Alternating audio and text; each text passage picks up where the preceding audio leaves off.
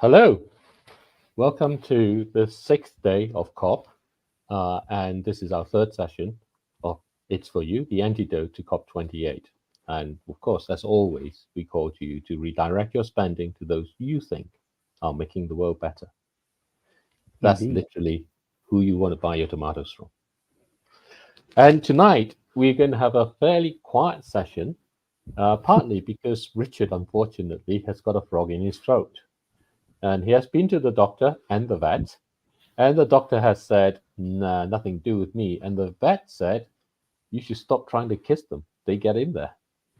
And so, Richard, what have you got to say to that? Not much, really. We're hoping that, or some of you might pray that my voice breaks down quicker than I expect. But I will try to be fairly stumm tonight and let David do the talking. However, as usual, I wish you all a very good evening, good morning, good day, wherever you are in the world. And on the sixth day of Christmas, what was brought? That's a very good question. I'm going to have to look it up. Because On I the don't sixth know. day. I'm not native to these shores, so I actually don't know what the sixth day of Christmas would bring. But we will bring you pretty much our usual format. We will, in a moment or so, start off, as is customary, with who's tipping over the tipping point for another episode of Sustainable Laughter. And after that, we're going to play you a great conversation we had with one of the proper heavyweights in the world in the area of sustainability and its connection to financial markets in particular, Adam Wasserman. So I strongly recommend you all to stay in tune for that particular clip, which is incredibly uplifting and highlighting in how he sees the world and what needs to be done first before we can consider other things. And then, But before that, we have a segment from an intergenerational conversation. Indeed. And through the conversation, it turned out that when I was at university, we were protesting to keep open the coal mines. When today the young people are protesting to shut them down. That's how different, how we have swung 180. So, but we will start with who tipped over the tipping point. Laughing, unstuntable. Don't worry, English is not my first language. So I'm here with the very good, wonderful people here. So today we're going to play a game. Everyone's going to show products that we think should not be in this planet. And we can discuss as we go and make some jokes as well. I'm going to hand over to David because he's one of the directors of this show, and Richard, and me and Kate, which is best guest on the show. So how about this for our next item then? What is that? It's like explosion. The map. It's a map. That's a start. Oh. I suspect that's where we're planning NEOM. What is NEOM? NEOM is the wonder net zero city championed by the Saudis. It's going to cost so much money. There aren't enough zeros in the world to put behind whatever number you put first. But I suspect, and in fact, you see, the corridor. This is the city. I heard a funny story about it. It's very, very long. And with most infrastructure projects, you start them nearby where all the existing infrastructure is and work that way. But for some reason, apparently they decided to start at the other end. But most infrastructure projects, a la HS2, also don't usually complete. So they're worried they're going to have this city that's like hundreds of kilometers that way, but it doesn't meet the other infrastructure. And so then they were like, well, it'll be too hot to drive or walk between, tens of kilometers without it. So then they'll just end up with a little kind of long umbrella between the end of the city and the other infrastructure. Yeah, I mean, that gives a whole new meaning to stranded assets, right? Yes. That really is a whole new ball game for stuff that will never ever become usable again. But A lot of people are making a lot of money doing bird surveys for them to make sure they don't interrupt the flight paths of birds. Is that what they're concerned about? Yeah, Including this. I mean, this is one of these totally ridiculous things.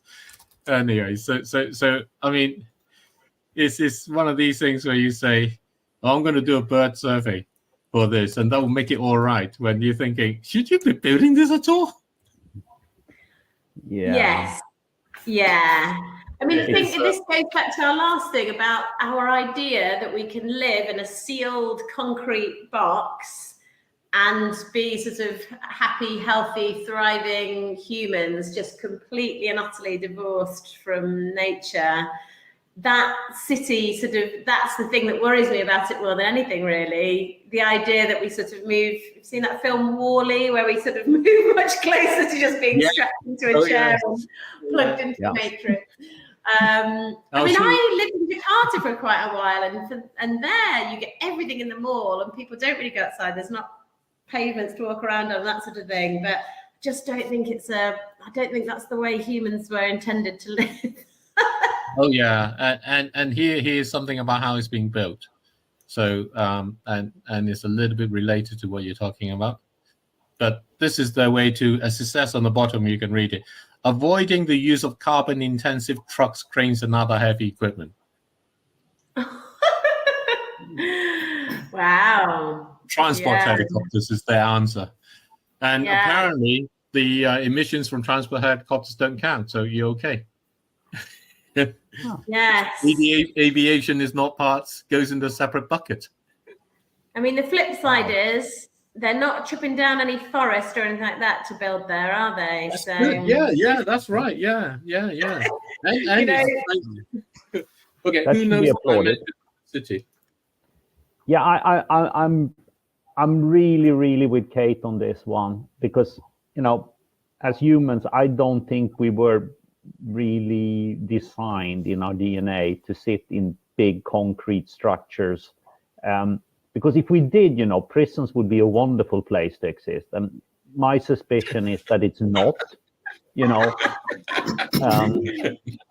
We have kind of tried those things. They don't generally work very well. And, you know, selling condos there, I don't see many pre-subscriptions for moving into the literal middle of nowhere in a concrete bunker. I just don't see the point. It's they have the resources. It's made with glass, but you just gave me an idea for a beautiful segment that, you know, if we ever get around to doing it, get around to, you know, really getting this going, which is, you know, you have to live the sustainable life for a certain period and see what it's like. So you can go into your prison and actually see what that's like, and you can go into Neom as being built. But who knows the dimensions of this city? It's very long, it's not very wide, and it's quite tall. It's basically like a long cable or square structure that wiggles. But no, actually it's supposed to be straight as well. So it doesn't even wiggle, it just goes in one direction. So but also I think we need to come back to the money here. I'm sorry, you know, the money being touted around for this project, you know, is absolutely astonishing. And you're thinking, if you are prepared to spend that amount of dosh on what effectively is new structure, how can you put that to best use for the country? And Saudi Arabia being in a very particular geographical location, they don't have perhaps all the options we have in other places. But is this really the smartest way you want to spend that amount of money? Because, you know, where I grew up, that's a lot of money they're talking about. It really is an awful lot of money. Yeah, one of the other things that's a bit sinister about this, I've started to hear a lot about billionaires going up and buying land in New Zealand and creating a sort of off-the-grid bunker so that when the climate apocalypse happens, they can go and live there. Yeah. And this sort of strikes me as like, is this like hedging their bets? Like they're basically like, we are upping oil production. We know the climate is messed up. And so creating this sort of enclosed bunker with all the air con and everything like that is sort of, it is, if Saudi Arabia is going to be 50 plus degrees for most of the year, maybe that's what they have to do, and that's their climate escape. But that to me, again, that's sort of throwing up the hands and just being, we've got to build the bunkers now, is really terrifying for everyone else that can't afford to go and live there. Yeah, I mean, it's a good point, and I don't know for the rest of you, but the name bunker doesn't really invite me to go and say, let me splash out here a few bucks for buying a place in a bunker. And I, even when it had all the aircon and the water filters and everything else, the Führer bunker under the Reichstag in April 45, it was not a happy place. So I think we've tried the bunker kind of thing to escape reality. It just doesn't work very well. But I bet this is going to have some great cinemas and that sort of thing. Oh, a gigantic movie room. The most luxury bunker you have ever been in, marble everywhere. So, maybe we've not tried a marble bunker before, but I think there's more and more evidence coming out that, why we like going out in forest bathing, that's become very, in for the sort of, wealthy people with not anything else to do. But I think there's more to it than just liking the sight of a tree. We exchange microbes and all the different biodiversity with the natural environment that we go around. And I think there's so much to know about our own biodiversity and our own bodies that you just think, gosh, we might be missing a complete, a whole world that we don't understand yet as to why people in cities generally are getting more sick with these like chronic diseases and that sort of thing. And there's an idea now that might be because living in a completely unnatural and artificial environment just isn't good for us. So sorry, That's not very funny, but No, it is. Just something that might not be great. No, I mean, you think of the big concrete structures we've built in the world, take away prisons. I think that's kind of given. The whole. We can all say that they're not great. Yeah, I mean, I grew up in a country where we had the Million Program. I think is the direct translation. It was basically a political decision to create 1 million new places to live in the 1950s as population growth took off. And the Million Program was very centered around Stockholm in the 50s and 60s. And we built these square concrete houses in suburbs where usually the tube line ended. And 50 years later, we can fairly safely say that these were not happy places to grow up. Nothing much good has come from there. And now scientists are making studying visits to see these environments, how they have developed over 50 years. And their verdict is awful. You need to let nature take a place however you build things. Completely pushing it into submission and just construct things because we can is never going to be a great idea. It just won't. Okay. So this city is 170 kilometers long. At one end of it, and it's 200 meters wide. Okay. So Usain Bolt does it in 20 seconds, the rest of us in 2 minutes or something. Exactly. Okay. 200 meters wide, 170 kilometers. He's not going to do the 170 kilometers. Okay, no. And 500 meters tall. So it's two walls, 500 meters tall, two walls, either side of a 200-meter gap. And the two walls, 170 meters long, are office and apartments, basically, stretching 170 meters long. No, it's supposed to make the 15-minute city into a joke by saying everything is within 2 minutes. That's because after spending 2 minutes there, you probably don't want to live anymore. So everything is within 2 minutes in there. the middle bit, this lovely bit in the middle, which is only 200 meters wide, because you've got 500 meters either side of you, it's going to be like those bits in the movies where you see the walls coming in all the time. Yeah. So at one end of it is a port they're building, a marina they're building for the next generation of super yachts.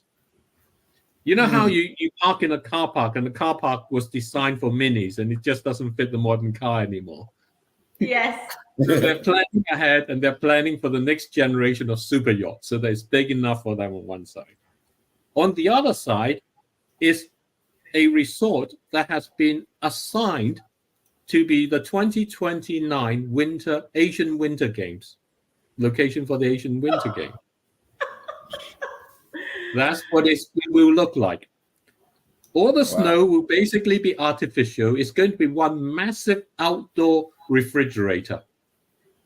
And it's going to be the most sustainable ski resort, apparently, that you can ever go to. Oh, gosh. We need to do a whole new one on this ski resort now. So that's the other side. It's called Trojana. Yes. And you can buy... because there was a big expose on Channel 4 a couple of nights ago, wasn't there? Saying basically there's a whole plan of the petro-states of how can we get people to use more oil and super yachts and an outdoor ski resort in a 50-degree country. It's sort of like, maybe this isn't quite such a secret plan that they've got. And to make it happen, it will cost $500 billion. Richard talking about the money, $500 billion. So every time you fill your car up at the moment, or every time you go along and you buy anything that's got a bit of plastic or whatever with it, or you get some clothing with polyester and all of those things, you can be sure your money has gone to a good use. It's going to build this. Wow. That's crazy. Wow. And just so you all know, none of us are rich enough to be allowed to go there. Just in case you were going to hedge our bets. Well, if I could have a free tour, it would be quite good. The two long sections, running parallel, it really is, parallel universe. And Pink Floyd would have loved to have shot their video in there. That would have been sensational shoot. I just I cannot see the attraction. I keep going back to that. It's like, where is the attraction to move into a concrete compound? It really doesn't mix with me and what I want to do with my life. No, the super yachts and the ski resort and everything else. It's still going to be a concrete compound. Can't you? No, it's going to be absolutely amazing. It's going to be it's going to be the thing is attracting all the architects and everybody to try and build the best thing they can about it. Literally. Yeah. I'm sure you can do fancy stuff, but at the end of the day, it's still a concrete compound, right? And $500 billion, okay, whatever is the latest they're using as a number. If HS2 is anything to go by, and let's give the Saudis leeway, but I'm sure they do this better than the British do, okay? It's still going to end up costing like 2 trillion, not 500 billion. Because HS2 on the same metric would have ended up costing like 5 trillion. So say they're twice as good, so they can cut it in half of HS2. It's $2.5 trillion by the time it's done. That's an awful lot of money, awful lot of money. Well, this is going to go to saving all the birds, and the money will go to counting all of those up. And okay. Now you've said it's 500 meters high. I'm thinking some of those little birds are not getting over that, are they? There's going to be a lot of... not getting over. Not the little ones. No. Higher than they can in their path. No, but this is one of the silly things about a lot of the surveys that are done at the moment to prove that yes, it's a bad idea for this or that nature, Yeah. but they still all they need to do is sort of do the data collection and prove it. I love the retrofit engineering. Just do the data collection and then we can prove it. It's not like maybe they could build little holes or tunnels for birds to creep through. I mean, can I represent Bushman people, please? Because when you asked me what was that earlier on, you know, the first photo, I was thinking, we don't know nothing until you dig next to my land. You know, when it start like, you know, like the Bushman doesn't know nothing until he start digging next to his feet. He's like, oh, what's going on here? He already like did. So my job today on this show, guys, I'm representing the Bushman, and I just want to add what Ketchy said about rich people going to the forest a lot. They're up to something. Believe me, my friend. They're going to price. We need to stop them doing that, because any rich person going to the forest is up to something. They don't like forest. They only like going there because they want to make business. You know what I mean? That I'm just guessing, okay? Because I can see like it costs everything nowadays to go to a retreat, for example. To the forest supposed to be free, compared to Zimbabwe. If I feel like I want to go to the jungle in Zimbabwe, I don't have to ask anyone permission to say, oh, I want to go to the forest. But yes, I have to watch out the lions and stuff, you know, because they own the place. I think I'm making this as a joke, so don't take this personal. It's just like give you a little bit of imagination, okay? Because I said earlier on, I'm not an expert for anything, but I'm an expert of imagination and make people laugh, and as well as, yeah, you know, sustainable laugh. So yeah, the points are coming up because the time is moving. So yeah, thank you so much, guys. That was great. And just let me throw this up there. This is the Crystal Tower that the architect firm Zaha Hadid is designing for the ski resort. So that you have this ice tower, so that I think it might literally be made with ice, so that you can. No, it can't be. You're a physicist, man. That cannot be right. They've just watched Frozen and gone, okay. That's exactly it. They watch Frozen. You're absolutely right. That's what's happening. Elsa's tower.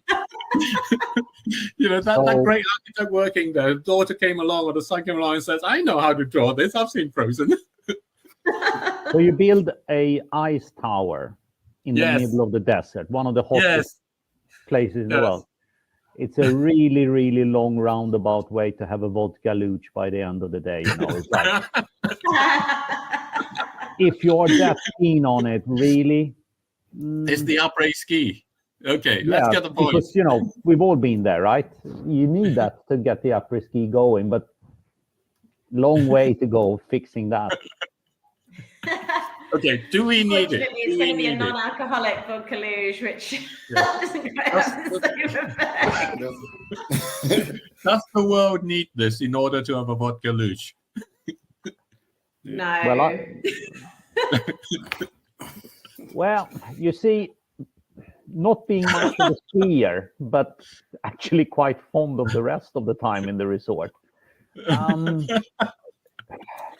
There is something about, you know, if there are lots of people that really like to be really unsustainable, they like super yachts, they like skiing in the desert, maybe it's best if they're all in the same place. Send them to swing. Now we're thinking. Yeah. I mean, you don't have to build this. You can just send them to Saudi Arabia without building this. But the problem, they'll be coming and steal your resources to build themselves more and more. So they actually emptying you. It's not, they don't just do it. What did Richard say about the prison? We could do that too. Yeah, you know, I keep going back to bunkers and concrete structures and stuff. Okay. I mean, some of the technology around it, I'm sure, is amazing. But, you know, at the end of the day, don't you just pinch yourself on the arm, and say, with all the money in the world, is this how I want to spend it? Is this good use? Yeah, but it's your money they're spending. It's okay. It's your money they're spending. They're not spending theirs. The public investment fund, the Saudi sort of investment fund, it's not really putting up money for this. It's your money that they're doing. So every time you fill your car up, you're building another meter. Yeah. I get all that. But, at the end of the day, the money goes there and it's their decision to employ it in this fashion. And I'm just thinking, you could do an awful lot of really cool things, the eye sculpture apart. I'm talking really cool things with like $2.5 trillion. I can think of lots of things. But I keep going back to the money, It's for what essentially is a vanity project. I think the price tag is really, really high. I have to say that. So, okay. despite Vodka Luch is a no for me, but it has features I can kind of see. Yeah, let's go. Nico. I just want to add what Richard said when you talk about money. I'm thinking, I'm from Zimbabwe, right? 100 pounds, about 220 million. So we can actually build that town within a week. Yeah. We can do it within a week very cheaply. Because if you make my currency so poor to the point that £1 become trillion, so I might as well go and help these guys. Yeah. So listen, we have all the money made it for us. Where we go, let's do it. But I think there's something there about making the poor, the rich. Because if to buy a bread for 200,000, that's a joke. Which country does that? Yeah. In Zimbabwe, yes. I might not be correct exactly the price, but the currency is really very, very, very horrible. Like to the point that when you talk about trillion, we already had it. Every child's got a trillion in Zimbabwe walking around. But when you change that trillion, it's like 10 pounds, maybe 20 pounds. You know what I mean? Like I'm trying to weigh these things out. Like why is like that? Anyway, I'm gonna leave that for the next session. Just to remind the audience, we are not doing politics here. We're doing one of the best shows for COP28 and sharing knowledge and what we think we should keep in the planet or what we should not. So are you guys done well? So the points are ready. Are you ready for that? Yes, we're ready. We're always ready, Judge. Yes. Now things has changed a bit because this was the most heating conversation for the session today. It was really so much things come up. So I'm gonna give Richard 40 on this time. Whoa! He's steaming away. Give Kirk 30 and David is always is part of the host. So I'm kind of like be generous. So I'm giving David 35. Oh, really? Wow.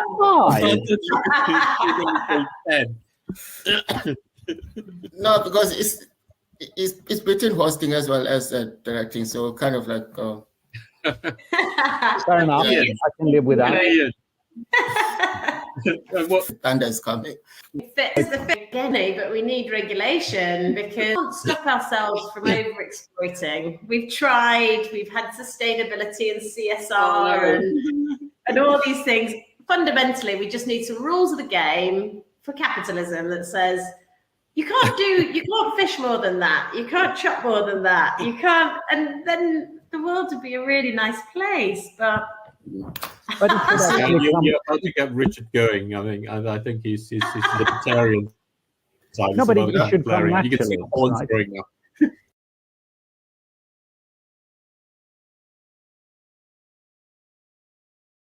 Well, there we go.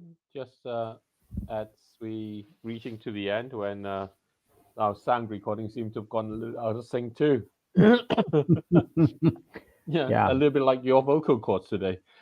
Yeah, a little bit like Neom is out of sync with reality, perhaps. Maybe there was something to take away from all that, but there we go.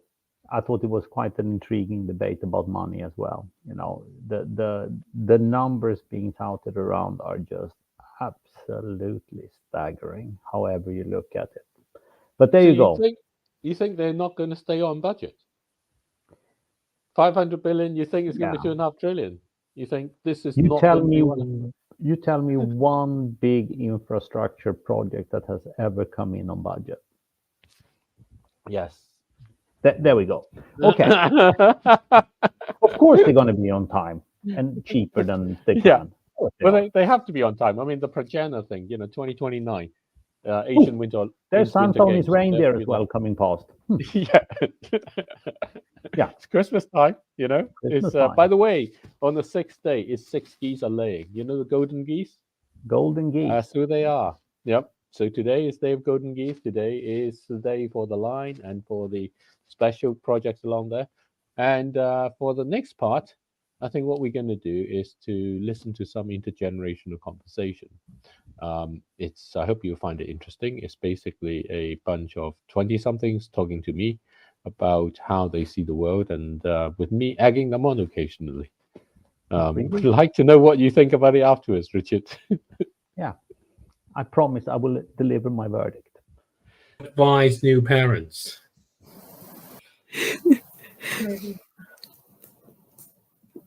I think it's stop using new things. Get things secondhand. Go on Facebook Marketplace. Just because also, especially newborn parents, think how many brand new baby grows they buy and which they would grow out of in a month. Would you tell them don't worry, or would you tell them worry? I think you tell them don't worry and just strip it back. Be mindful of it. Strip it back.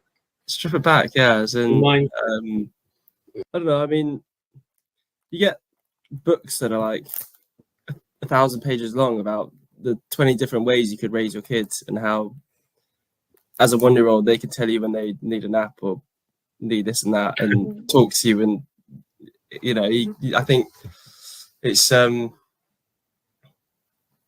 that's just too much extra layers, too much faff. And I think if you're advising a new parent, you just say, don't worry, because, I mean, we're resilient. Humans are resilient as nature. So, yeah. So, strip it back. Yeah. Forget all the... I mean, it's like the... Yeah, that's a good example. I don't know. It's like the... Do you remember when Lena used to fall out her cot? And, like, I can imagine nowadays you'd probably buy a cot and put it in your bed. And then your solution was, we'll just use the string that we have, and it worked better than anything, to be fair, because it meant she could pull it down and get out when she needed to go to the loo, and pull it up when she was sleeping. It was like, yeah. So I think that's what I suggest to a new parent. Or don't wait, I don't know. Yeah, I think it's about, kids growing up now, or being a young adult growing up now, everything is very complicated. Like, there are so many issues to care about, so many successes to want. There needs to be so much drive. There's, you have the life that you have with your friends versus perhaps your professional life, your social media life, and there's lots of layers. I think there is an element of trying to take it back to the simplicity of core values.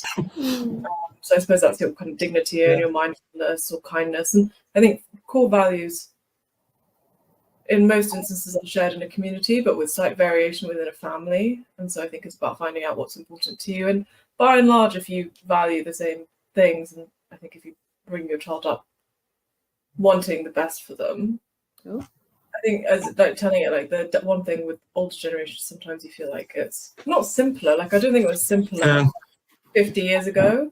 I think the stresses are just different. And so it's very difficult for different generations to necessarily fully empathize with what it is like. You can remember being, so I'm 26? You can remember being 26, but you probably can't really empathize with being 26 in a post-pandemic world where we've got conflict in every corner of it, with climate change going, well, the planet will burn by the time you're 50, and the financial market is unsettled and all these things. So, but then equally, I probably couldn't relate to being 25 and not being able to, just text my friends with ease and get social support that way.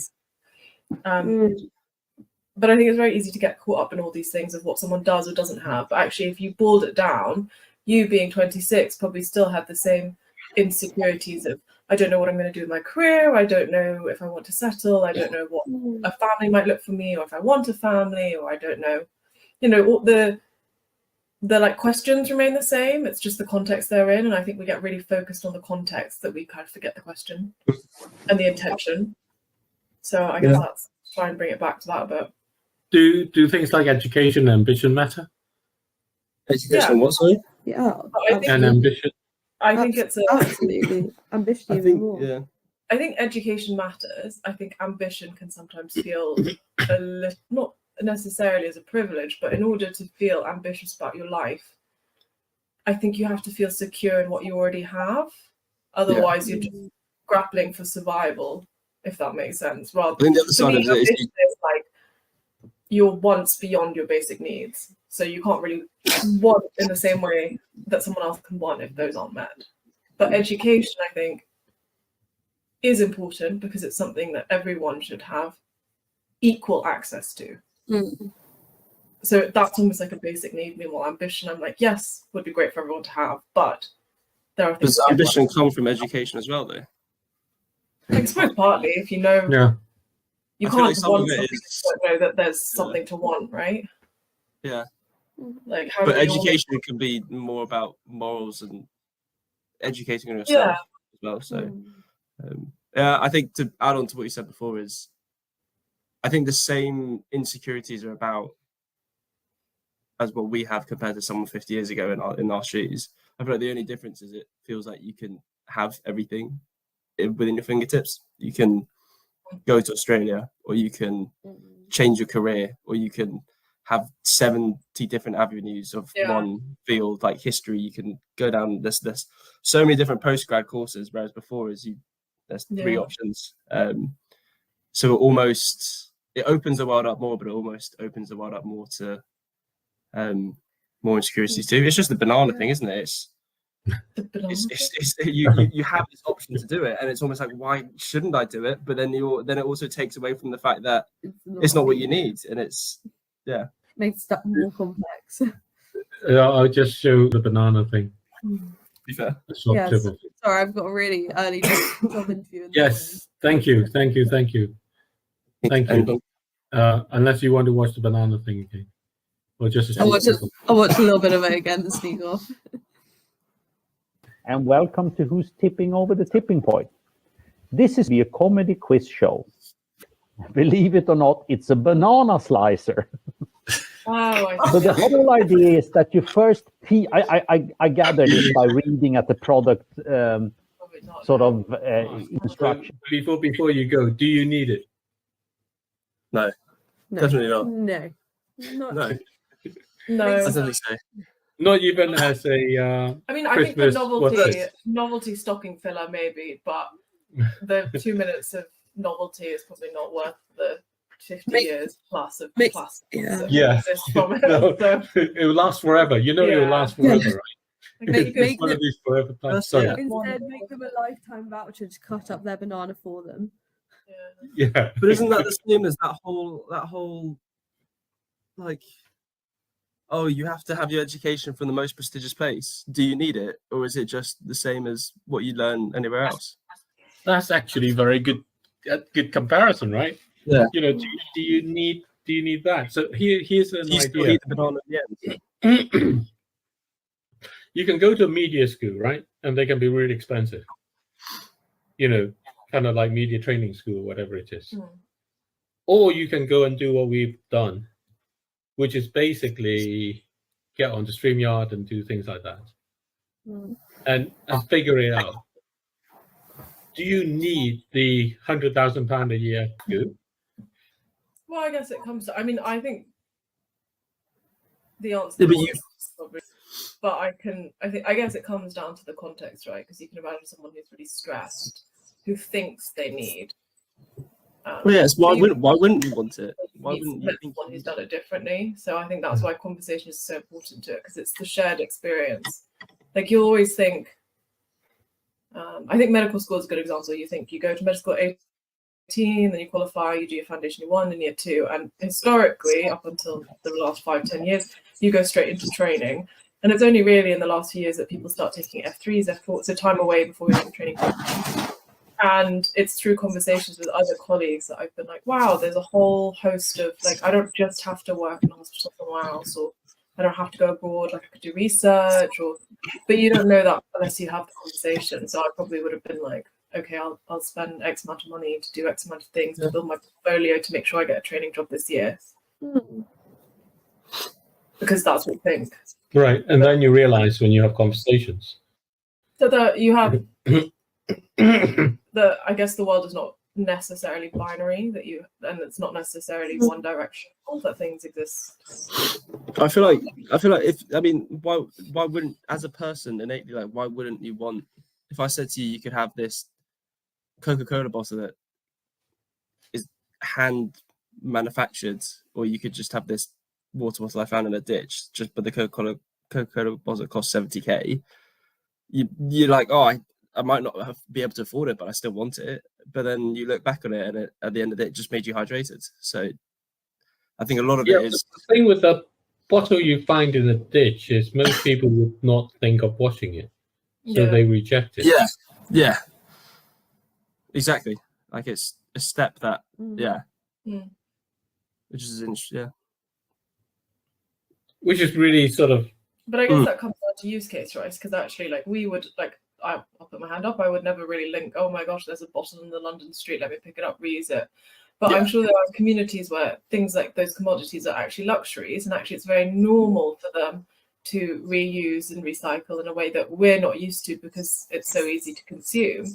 And actually, is it through shared conversation and sharing experiences with them that we realize, actually, it might be okay, because I guess the, like, fear is it's dirty, I'm going to get this mess. And actually, these people have been doing it for 10, 15 years, and they're fine because they do this and this. And okay, they don't take the bottle that's come from the farmyard truck where they've gotten rid of all the animal waste, but maybe the one in the dry grass with, sterilized appropriately.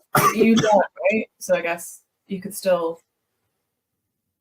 get something from those. I don't know. I mean, even you saying it then, it's like, I don't think of it, but as soon as you say it, it makes sense. It's like, why wouldn't you just wash it or use it to water a plant or something? There you go. But then someone nowadays would say, what about the microplastics that come from sitting your plastic bottle in the sun and then just fall down there? Well, you breathed all those in already anyway. I mean, that's... Sometimes I think the sentence there is pick your battles. Pick your battles. They're all important, but you can't care about everything all the time. So those are probably one of those conversations that come up when you said before, where you just hear it and you just can't take an argument on either side. So you're saying, one of the aspects about asking the question, what do you really want, right, is it's also forcing you into commitment. It's quite scary to genuinely ask, even before you tell someone else, what do you really want? It's much easier to say, what do you think the person wants from you? And then can I do that? And we're almost trained to do that because that's what getting a job is all about, right? Yeah. But the question, what do you really want? I mean, how do you think, I think it is easy to be more neutral. But then again, what comes to light from that is, if you're not saying anything, then if you're not building, or if you're not helping in some small way, then you're actually doing the opposite. I find that tends to be the case now. It's like, if you just sit in the middle, then you may as well be doing more harm. Yeah, I think there's a big emphasis, certainly in our generation. If you're not actively doing something, you're like a passive observer, but that's just facilitating, right? So you're saying it's very judgmental? Well, it's not judgmental. I think there's just been a real shift of, starting to you can't do anything. I think maybe it's swung too far to you can do everything and you can change the world. And what I mean by pick my battles is, I may care about climate change, but feasibility in my life of what I can do, I can make sure there's a plastic bag in or like a reusable bag or whatever in my backpack when I go to work. I try to use but like, I'm not necessarily everyone will have different small changes in their life that is feasible to their life. And so that's what I meant when I say like pick your battles. You don't have to overnight become the superwoman who reuses everything and is like zero waste and all of that, because that's actually quite difficult to do. But you can still care about an issue. I think there's a difficulty in that there will be judgment, similarly to parenting, where people think that you are caring about a certain issue in the right or wrong way. Yeah, that's a good way to put it. It is very judgmental. It can be. Yeah. I think it's also if you're not, yeah, it's almost like if you're. Depends who you is, right? Yeah. But it can be very. I mean, you know, you would say like certain climate change protesters would say that this is a very passive way of engaging in the difficulties we face in the world. Meanwhile, someone else might say, well, you know, these are conversations that need to be had, and there's something about building a community and actually going out there and frustrating people in day-to-day life, and the press that comes with it is actually putting people on the other side or making people defensive or nervous about associating with this issue. And so you can see it whatever way you want. I think you have to accept that some people will judge what you do as right or wrong and the actions you take, but the only thing you're responsible for is really how you judge others and For yourself. and yourself. Yeah. Very subjective. On that. Pick your battles. What is your battle? Yeah. I think for me it's a little bit what I'm exposed to. So I guess that's education. Things my friends might educate me on, or things I read about. That's what I'll pick on. And I guess you choose, you know, everyone has natural preferences, so I kind of lean into that gut instinct a bit. But it's a bit like, I guess, the thing I think of it is you've got a core issue. Let's say, for me, the analogy would be my patient. And we have a multidisciplinary team, and everyone looks at it slightly different. But the core value of the shared team is that, you know, the patient's best interest, we want to be compassionate, we want to be safe. You've got climate change and everyone has a different take on it, but the core principles, I think, if you boil it down, are fairly consistent. And I think I tried to take it to those principles. And what would that be? I think there is an element of urgency. I think it's a bit, it's false to say that there isn't. You know, I don't think we're sitting on a situation that can wait for 10, 15, probably not even a year, to be honest. So there's a sense of urgency, which for me, I think means thinking about day-to-day life a little bit more. I think there is an element of... That's in when you say thinking about day-to-day life, do you mean thinking about how you cope with day-to-day life, or thinking about how you change day-to-day life? I think how you change, because I think, you know, if you think about something that you've almost missed the deadline for, which that's probably a good analogy, then you're like, okay, well, I need to do something now. But I think that's where you need to be kind to yourself, to be like, okay, I don't need to become, you know, I don't need to be perfect in this. I just need to make small changes that are consistent. And then for me, I think sustainability is a really big theme across everything. Because, you know, you have like sustainability within biodiversity, so allowing natural places to flourish in the way that they would, so leaving things undisturbed. And that might even be just caring for your local environment. Like if you see there's a bottle in the middle of a bush or park, picking that up. Then sustainability in terms of, I think, as a community, so building those connections with my own friends, making sure that they're okay, thinking what they might need that I could provide, and knowing that they'll pick up for me when I need it. Financially, I think, you know, you come to a point where you start investing and thinking, really trying to think about... Or spending. And spending, it's both, and it's thinking a little bit about, I think the question your colleague was saying about like what you want is important, because what do you want and what do you need? And then balancing that and thinking, actually, for example, I think everyone thinks it would be really nice to have £1 million overnight, but that's probably over what I need as an individual. It's probably inappropriate for what I need as an individual. What it's really giving me is security, and then thinking about ways, how do I as an individual sustain like a sustainable sense of security? That doesn't mean I'm unnecessarily taking from resources just to give me that full sense.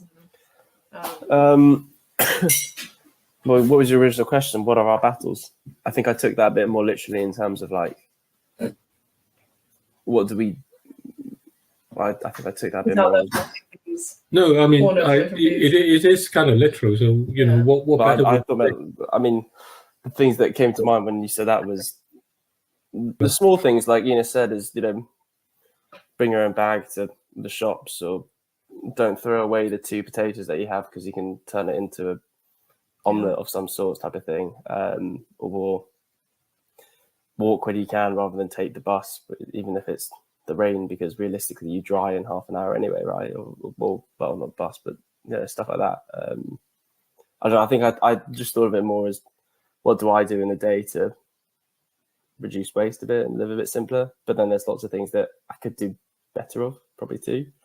Do you think you have that power to change things in a significant way? Do you think your actions matter in that sense, or do you think that the choices you have now, you have a greater burden on you through the things that you're talking about than when I was growing up? You know, it was mine was I walked because, you know, the buses cost money.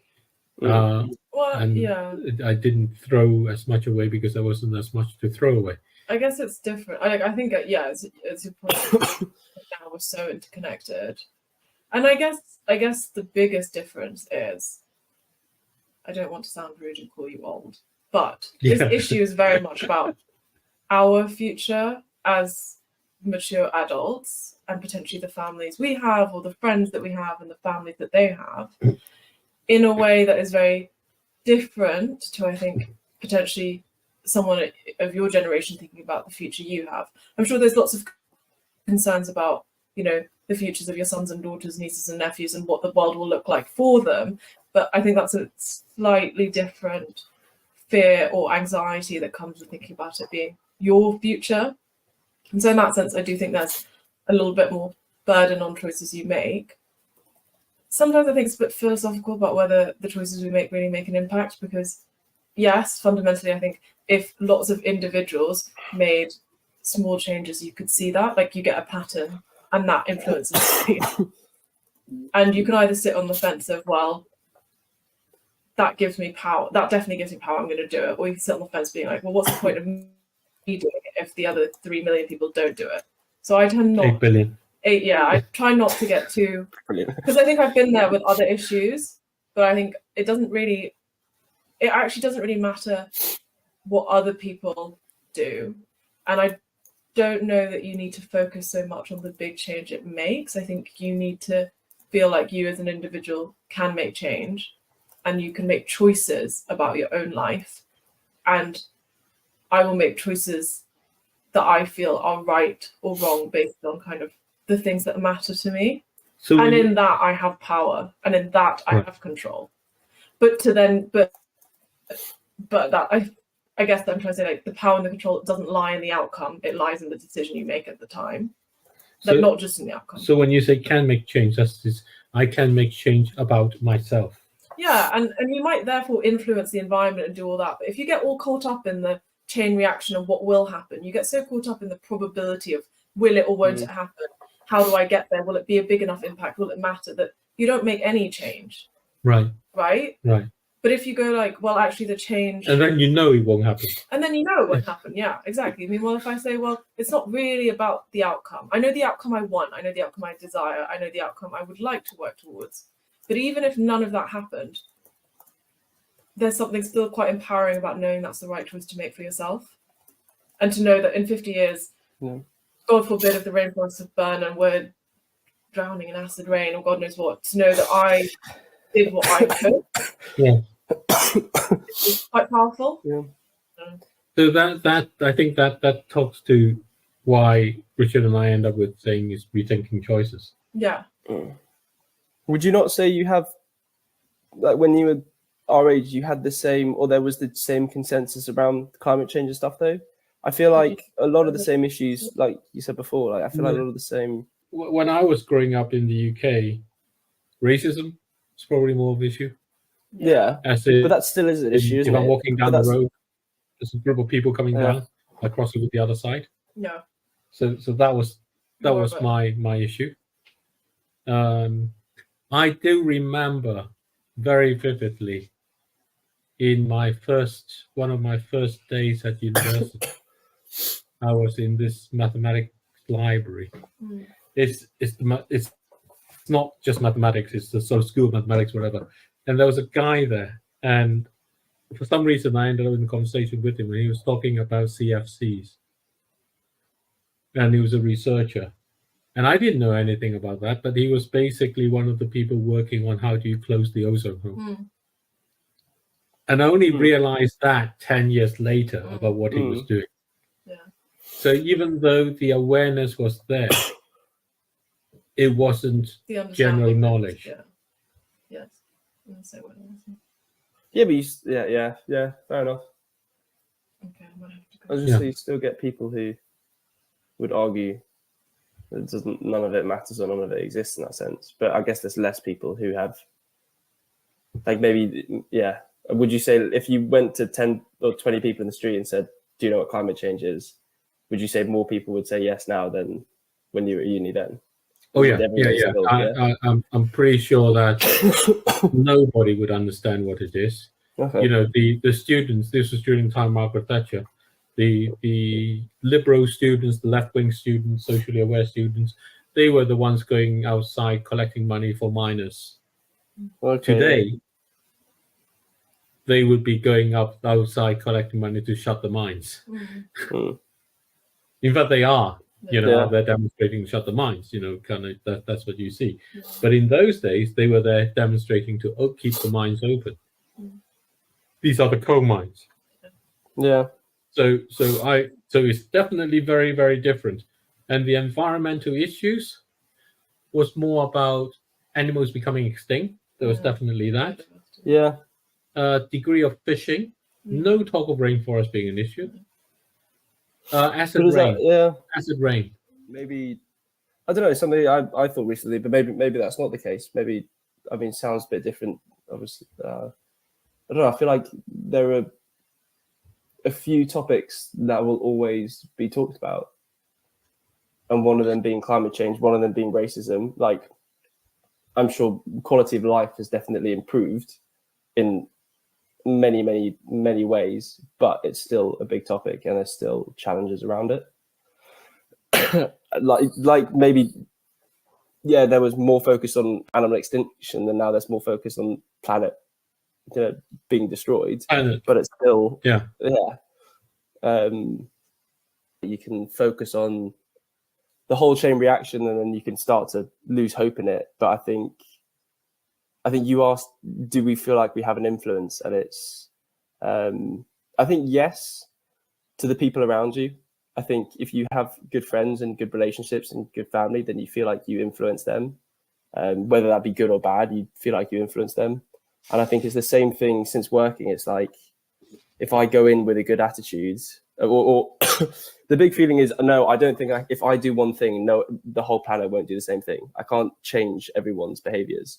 But if I go into work with a good attitude, then the people who I work with and I collaborate with will potentially go on to do their next task with a better attitude. And then actually, when you look at it as a whole, you are having an influence on the whole work environment. But also when you look at it big picture, it's like, what's the point of me coming in with a smile when this person's just here to clock in and clock out? So it's I don't know. I think it's all a bit circumstantial, but it seems to me as well from this conversation and what I think a lot generally is just everything's over thought a lot, I guess. Yeah, overthinking is a problem. I think that a lot of that is the media as well as social media stuff. Like, I definitely hated the fact that we didn't have iPhones when we were in year 6 and 7 and 8. Like, I think being Leonie's age now, all I wanted probably was an iPhone. But at the same time, I look back on it now and I'm like, thank God we didn't do any of that, because it just, it sucks you into a different world. And then what I said before about the options is, in fact, social media always feels like there's another option or there's something else to compare to, or there's always something more. So there's always a better banana peeler or there's always a better banana crusher out there. So it's like, yes, why don't I want to chase that? And then you get that ingrained cycle of, you forget that you could just wash the water bottle. You forget that you can just strip it back and do this and that. Yeah, so I think it's. Well, that's really interesting. I mean, I think a lot of these things are that sort of conversation. I think this is exactly what we hope. So I'm going to edit this up, and kind of bring that along and use that along the way, because there is the internal and the external. There's the aspect of the fact that the choice is yours or whether the choice is not yours.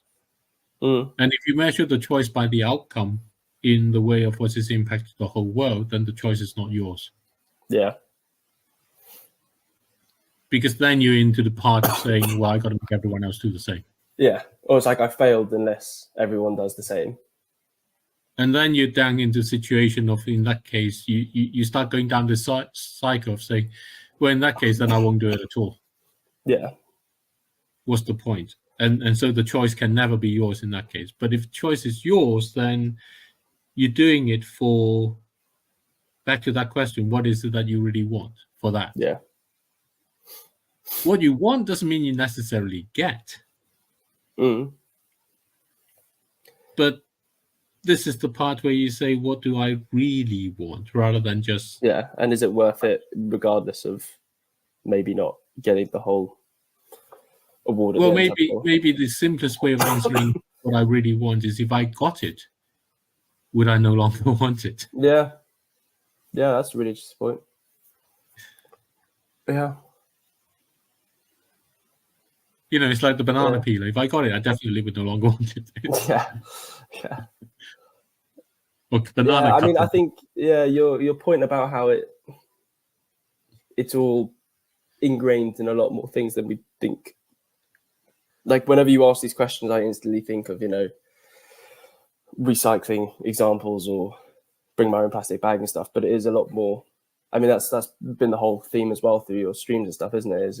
It's throughout everything we do, and it is, I guess, partly just philosophical and ethical questions. It's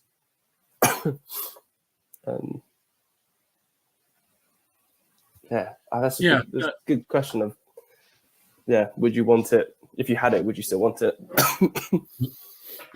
But honestly, thinking back, it just wasn't part of the language of when I was growing up. And students were demonstrating to keep coal mines open. Yeah. Rather than shutting them. But was that because there was a lack of education around? Oh no, yeah. I mean, that's the whole point, isn't it? I guess. Yeah. Well, because I mean, the talk had already begun amongst the governments. Yeah, it had already been made aware that it was. That there was an issue along that needed to be faced. To be fixed, yeah. But I think the problem was, we don't want to inconvenience the population. Yeah. Or yeah. Was it not also though a fight?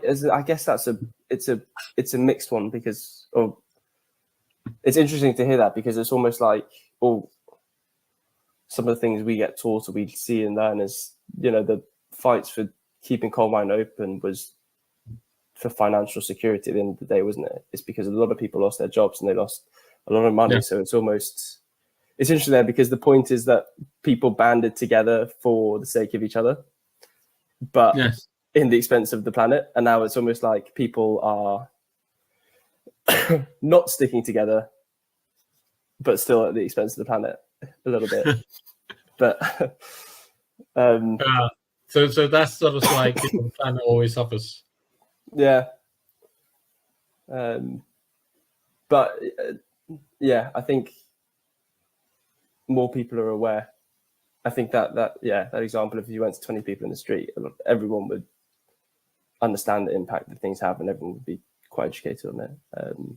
But yeah, one thing you just remind me there of, it's like in the good place. It's like, if you knew you were in hell to begin with, would you even try to be a better person?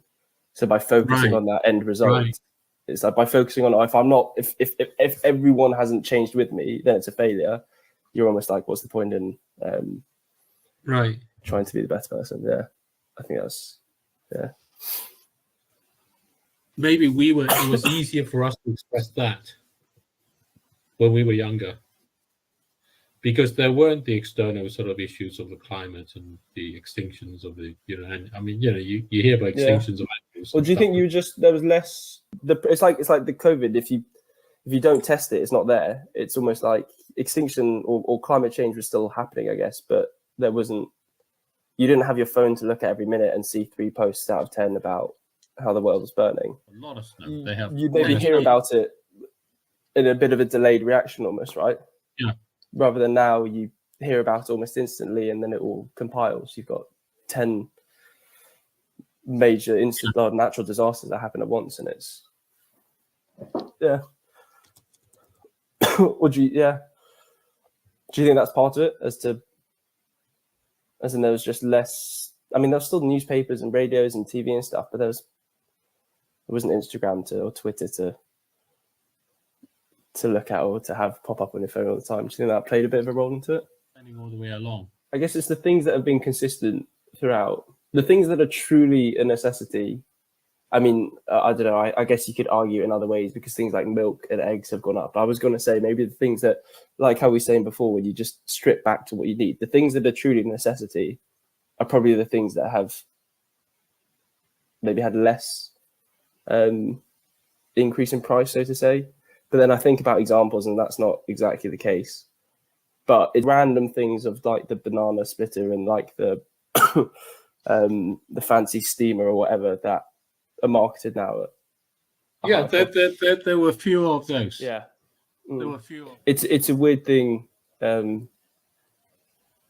Social media, especially girls who are a few years older than me, a few years below me, and it's like it has so many benefits. And it was definitely, I mean, Facebook, like the first big kind of social media platform, was intended to link people, right? The whole intention of social media initially was to bring people together. And the same with Instagram, like, oh, you find a funny video. It's like what mum does with sending stuff into the group chat. It's, oh, here's a funny video of a cat. Let's all laugh about it and share and find something joyous from it. But then now it's almost, it's that, I guess, external a bit too. It's now a dividing factor where it's, I just want to be with my Instagram and that's it. Or I just want to be with, it's almost separated now.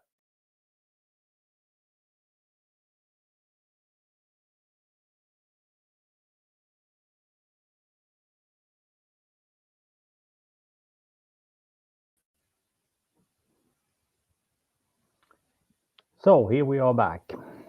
What do you think of that? Well, it was, first of all, very interesting to hear their viewpoints about all these things that we discussed, because obviously they come from a different generation and they're going to see it through a very different lens than we do, because they have more of their life ahead of them than we do, than they have behind them. And also, I was struck by your daughter of how pragmatic she is. Very rational. Must be the scientist element coming from your side, But she's extremely pragmatic in her views. I certainly wasn't at that age. I think that's the thing about young people.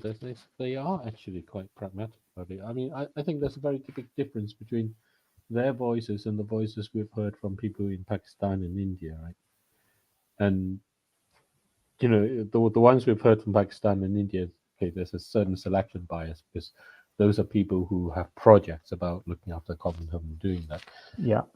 Here, these are people who go to university, get jobs, and do those things, and reflecting on what they think. And both end up in this part where that personal choice, the rethinking choice, the rethinking of choices, rethinking choices. Your choice and your decisions and the way you use those matters. It will always matter because it's the cornerstone of how our economic system evolves. Yeah. This thing again, right? We keep going back to that, funnily enough, because actually it's all in there. Because you want to find out how that works, you read it, and then you understand it. The unsustainable truth. Yeah. But it is this thing where you break through the economic choices that tells us to do one thing, and they lead us because those economic choices rely on everybody basically doing the same thing, right? Interfering, you're one against the entire tide of humanity on the other side, who has decided. I mean, we put a poll out. You know, if you produce 1 gigawatt of renewable energy, how much of the dirty oil, gas, and coal energy should you take off because you've now provided fresh, clean energy? And we have 3 choices: 100%. In other words, for every gigawatt you produce, you take off a gigawatt. And 50%, which means that you still add more energy out. You take off half of it for every one that you put out. It's not bad. 0, which is basically to say, you just keep it the same. Keep the other one the same, and you don't really do anything with it. But you just keep putting it out, and eventually you hope it replaces it. And the final choice is you increase both, which is that for every gigawatt you put out, you actually increase the oil, gas, and coal. And the answer came out as people saying basically they think we should do both, right? Yeah. Good luck with global warming. Because it's saying we need to make the planet worse. I mean, what it's basically saying is here you have people who think we need to heal the planet and heal ourselves. And it's been poisoned by the oil and gas and coal that we've been burning. And the poll says, instead of saying, well, if you want to heal yourself when you've been poisoned, you've got to stop taking the poison. It says, take more poison. Yeah. And that's very much the world. And that's very much reflected in their part when they keep talking about, well, the dilemma is, or the essence of their choice is, why do I do it when I know everyone else is going to do the opposite? Because your choice still matters. Right. And that's the commonality between what they say and what others say. And yet, in a poll, you get them coming up and saying, you got to increase both. You got to keep poisoning yourself while you try and heal yourself. Yeah. We shall, however, dissect that particular argument more in full tomorrow night when my voice is ready to take on David face to face. But there are some paradoxes at play here, and I cannot fully explain them. But I will try to actually sleep on it and come up with a rational explanation for why that is the case. I'll give you one last thought, just something you don't have to respond to, but I'll give you one last thought. So I went in on this meeting organized by We Don't Have Time, and there were a lot of young people there, and I talked about the situation of what happens if for every unit of renewable energy we produce, we actually take off some fraction of a unit of oil and gas and coal. And the response was, that sounds really complicated. Their response was, that's too complicated. We should just produce renewable energy and forget about the oil, gas, and coal. And that was very strongly their response. And where did these young people come from? Around the world. But it feels very much that, from their response was, if you forget about the oil and gas and coal, then they will go away. Yeah, I think the ostrich has tried that and it doesn't work. He still gets eaten. I don't know, maybe. It's. But anyway, it's something to think about, right? Because that is the communications challenge you and I face. Right. How do we communicate an approach that says, when Taylor Swift concert tickets, when you go and buy a Taylor Swift concert ticket, you will actually be using part of that money will actually be used to keep oil and gas and coal actually from being extracted. Yeah. And well, as opposed to just simply say we'll get more renewable energy, which we will anyway. Oh, for sure. That I have no doubt about. It's the other part I worry about. I'm not worried about the renewable part. No. Okay. Well, anyway, let's move on. Let's move on to Finpublica, to Adam Wasserman, a gentleman with an incredibly illustrious career, corporate lawyer, Securities, the head of enforcement for the SEC, and he would explain how he came about to move aside from there, to helping people recognize people in businesses. This is looking into the individuals in businesses and thinking about how to help them to recognize the idea of ESG as a tool for them to make a richer world and a better future.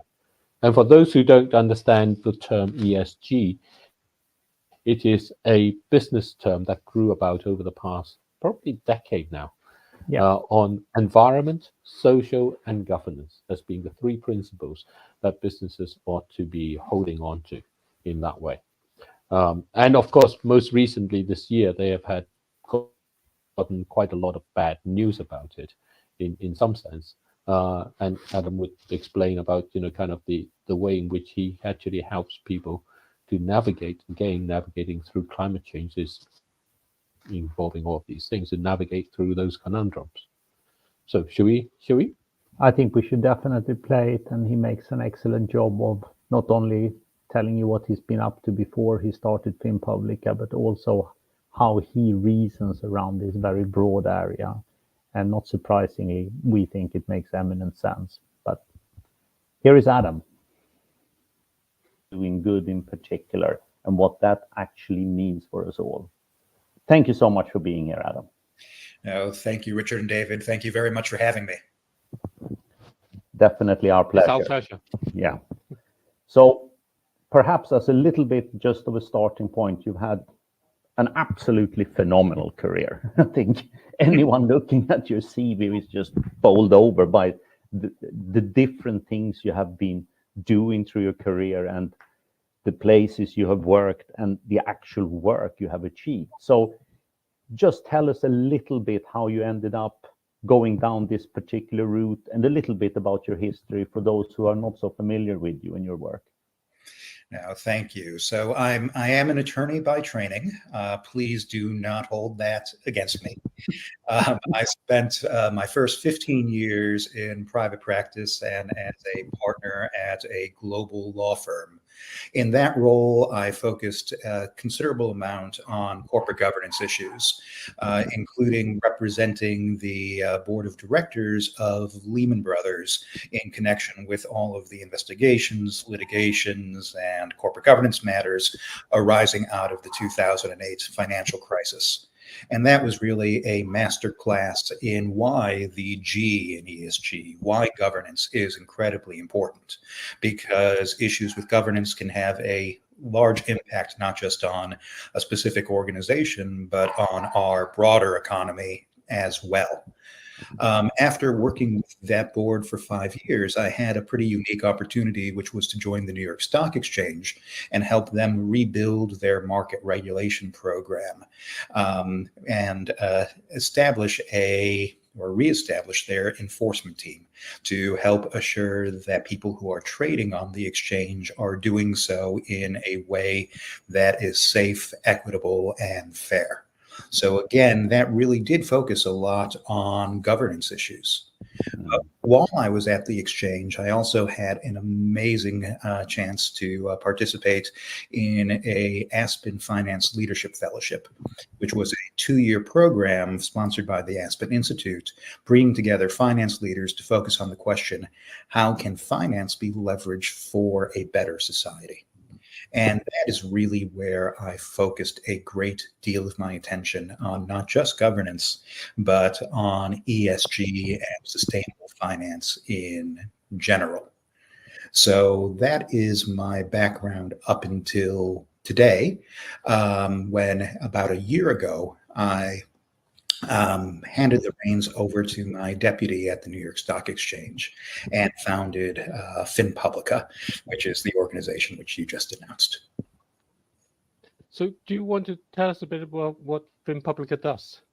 Sure. Yeah. So Finpublica, we are a nonprofit platform that works to inspire and empower both current and emerging finance leaders globally to achieve their own environmental and social and governance goals And we're really trying to do this through 3 planks.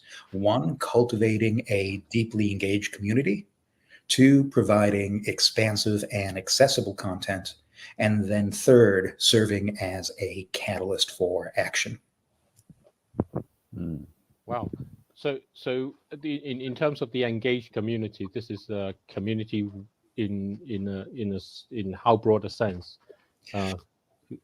Oh, I think great question. So we have 250 members in our first year. Opened up our doors in December of 2022, and those members come from more than 20 different countries and from all sectors of the financial services industry. And unlike some other ESG-focused organizations that focus on bringing on board corporates or funds, we're really focusing on bringing on board individuals, on people. And the reason for that is really threefold. Number 1, it's people who can pull the levers of change. 2, it is people who are passionate about these issues. And 3, by focusing on people, you can bring on board individuals whose organizations may not be as far along and ready to join a sustainable finance or ESG type of organization. But you can still bring on those individual leaders and get them really thinking and engaged on these issues. I think you've just already kind of opened up the whole, I don't know what the term is, kind of thing where, because ESG and corporations and businesses and things is normally seen as, is the business doing good? And you've actually gone and said, actually, the people matter. And maybe the people is more important. And what led you to that perspective? Well, at the end of the day, I mean, corporations are just a fictional construct. I mean, yes, they're a legal entity. Who are they made up of? They're made up of people. Who works for them? People. Who do they serve? People. I mean, we think about ESG, but really there should also be this other thought of a P standing for people. And we can't lose sight of the fact that everything that we're doing when we're thinking about sustainability is going to be done by and also for the people who are part of our communities. Within the financial press, there's all the kind of rebellion against ESG. Within the activist crowds, there is a kind of a mantra or chanting of washing, of whatever color washing that it is. It's all just washing in some form or another.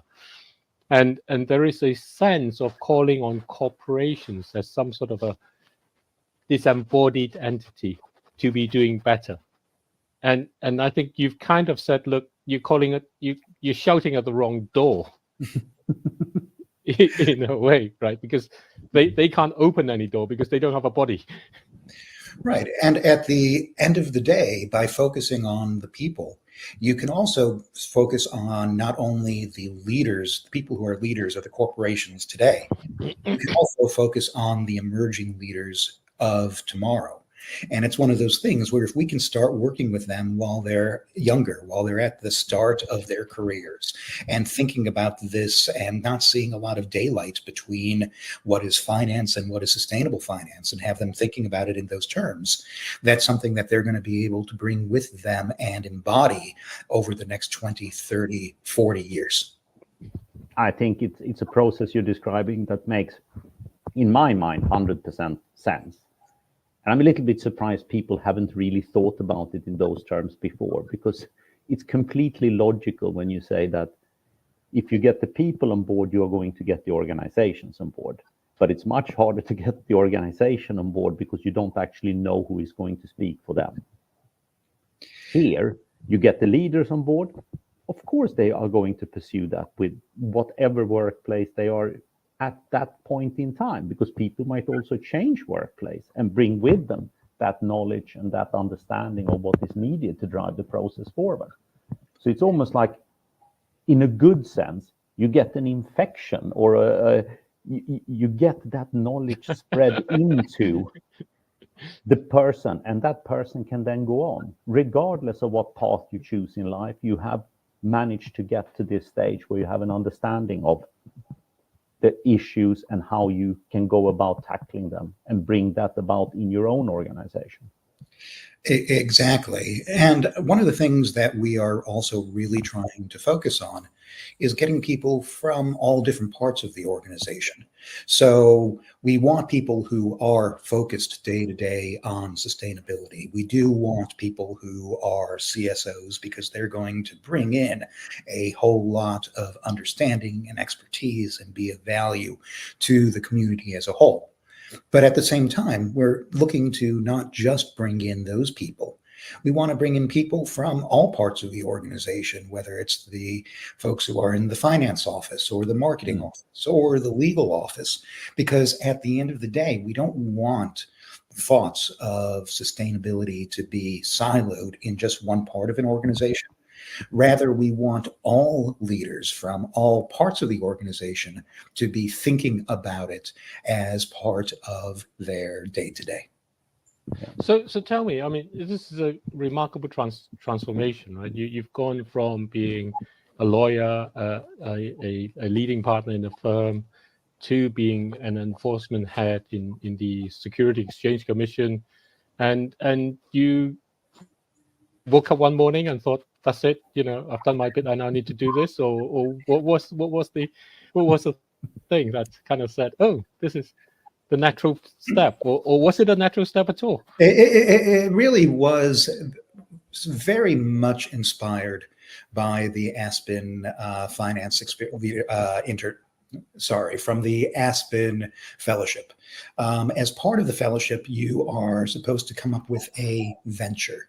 And my venture was a internally focused discussion group within Aspen focusing on environmental, social, and governance issues. And there were a lot of members who said, hey, Adam, this is great, but can you help us move from talk to action? And I said, that's a great idea. Absolutely not. And the reason I said no was because at that point, I was still in a regulatory role at the New York Stock Exchange, and there were too many conflicts of interest. But once I handed the reins over to my deputy there, I said, you know what? This is a perfect opportunity to create what people have been saying that they want and what they are looking for, and an ability to create an organization that is not only going to inspire community and provide education, but also work with its individual members to inspire action. And that's really going to be the next step of Finpublica's journey. So did those comments make you think about handing the reins over?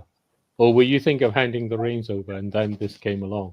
Oh, it was contemporaneous. At the end of the day, I had spent 8 years at the stock exchange. It was a wonderful experience, but more than I thought about what could be the next step, thinking about what is something that I can do that is really positive, that is really going to help move the ball forward for our people and planet. And that is a exciting opportunity.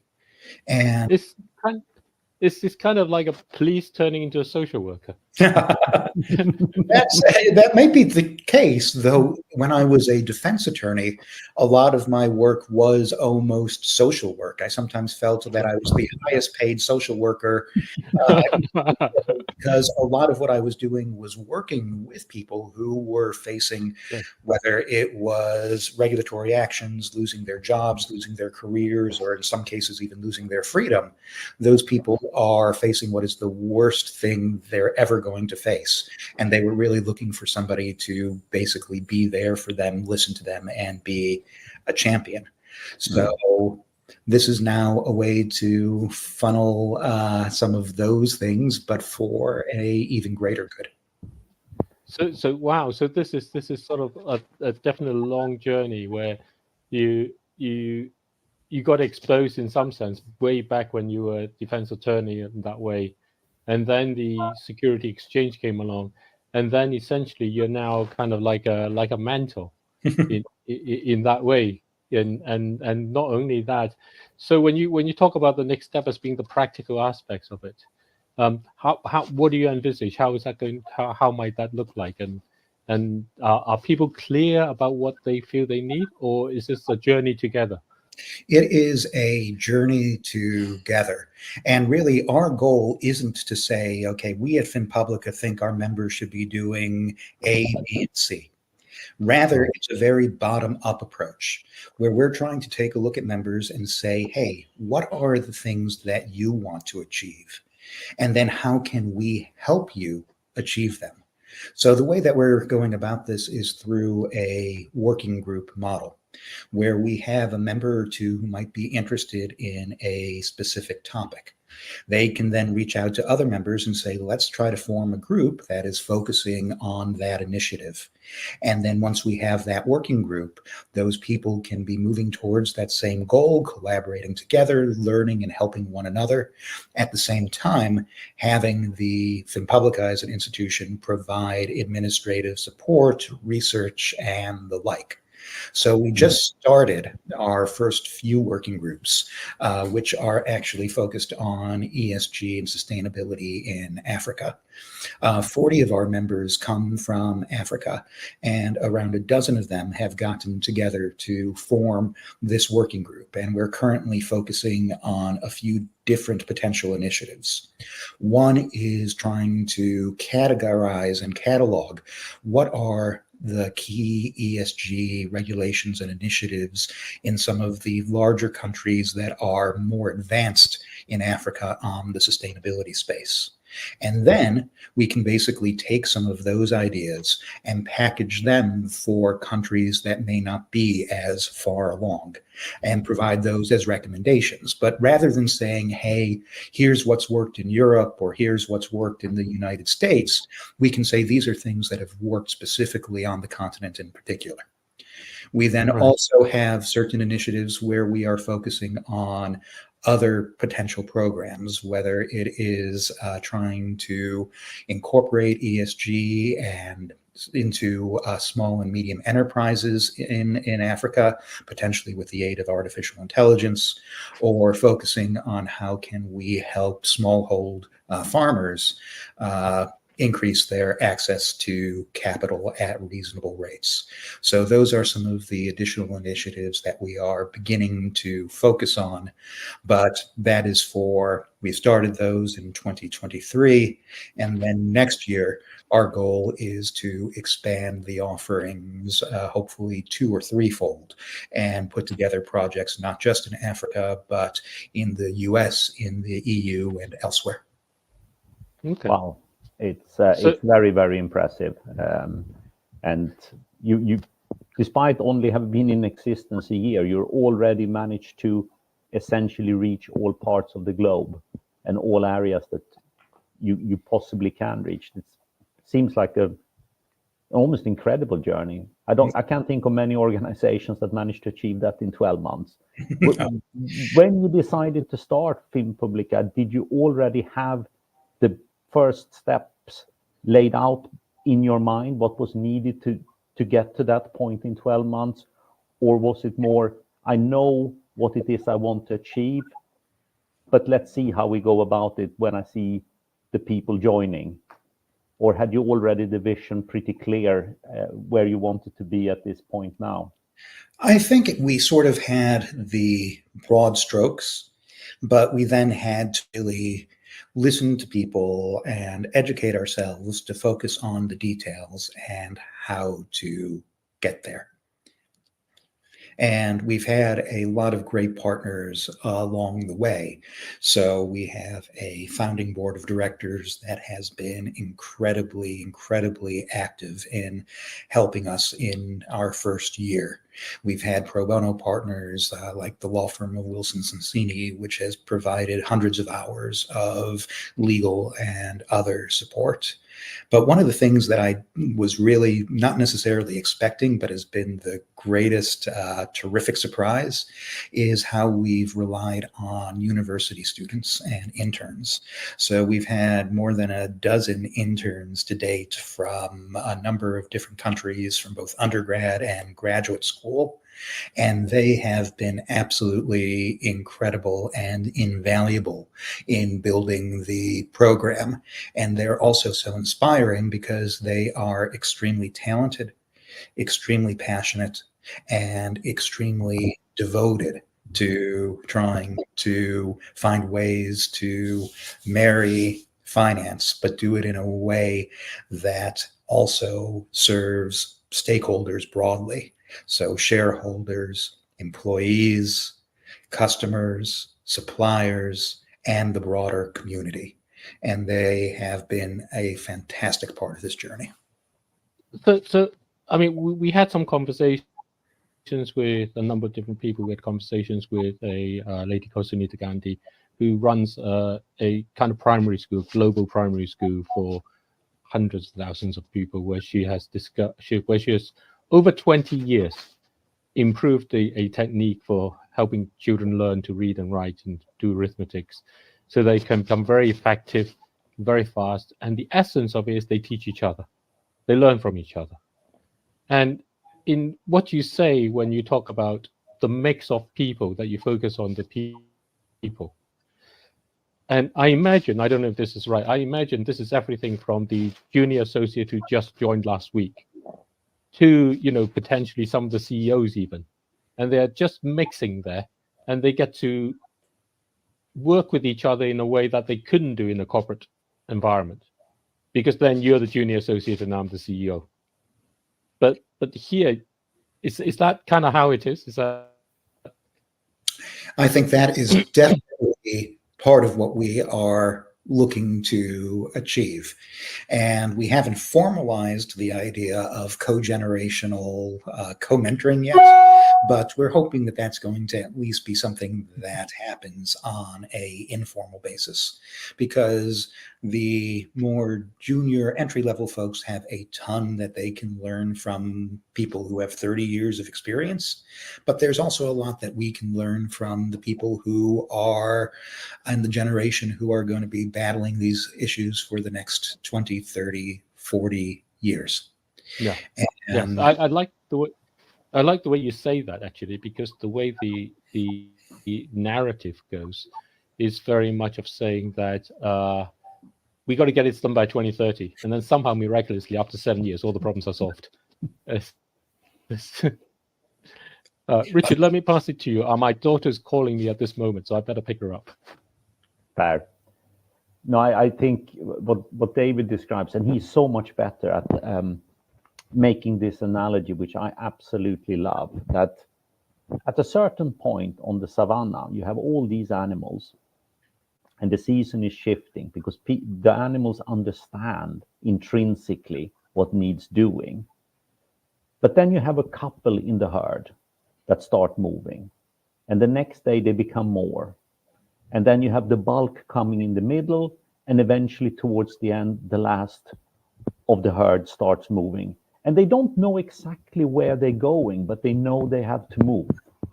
And they know roughly in which direction they're going to go, but they all go in different paces and at different moments in time, because you have just different points when you get to that actual understanding of what needs doing. And I think it's a fantastic analogy that David uses for describing how people just are not going to get to that point simultaneously. It doesn't work like that. And they're not going to go at exactly the same pace, because it doesn't suit everybody to run at Usain Bolt speed, and others will go at much, much slower speed. And they might have to go left before they take a right turn.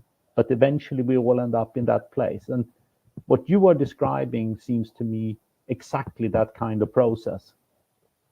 No, I think that is certainly the case. And we have people who are at all different stage of their sustainability journey. And I think the important thing is to welcome as many people as possible. And some people, like you said, might be going 60 miles per hour. Some people might only be going half a mile per hour.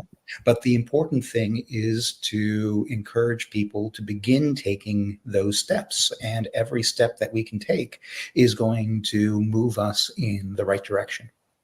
Yeah. So one of the things that Richard and I debate a lot, and you know, when we say debate, we basically swords drawn, pistols at dawn kind of debate about, which is really that we see the challenges ahead due to kind of climate devastation. So we take yesterday, for example, the UK, part of UK in Cumbria, the temperature dropped to -12 degrees from kind of low single digits overnight. It's just unheard of, that sort of thing. And Germany had Munich. I think the airports were shut, and they're used to heavy snow, and they could not cope with what was going on in those sort of transitions. And all of these cost companies, because it means that your staff can get to work, your goods can arrive at where they need to be, and your customers generally feel that they're not being looked after. So it all hurts kind of corporations and companies. And when you talk of ESG, there is a sense at the moment that my business is more important than GSG. Keeping my business going is more important than ESG. And ESG, incidentally, for anyone who is not used to this somewhat more financial language in there, it's like the SDGs for the social groups or sustainable development goals for society. ESG is essentially the goals for the businesses in that way, being about environmental, social, and governance in that sense.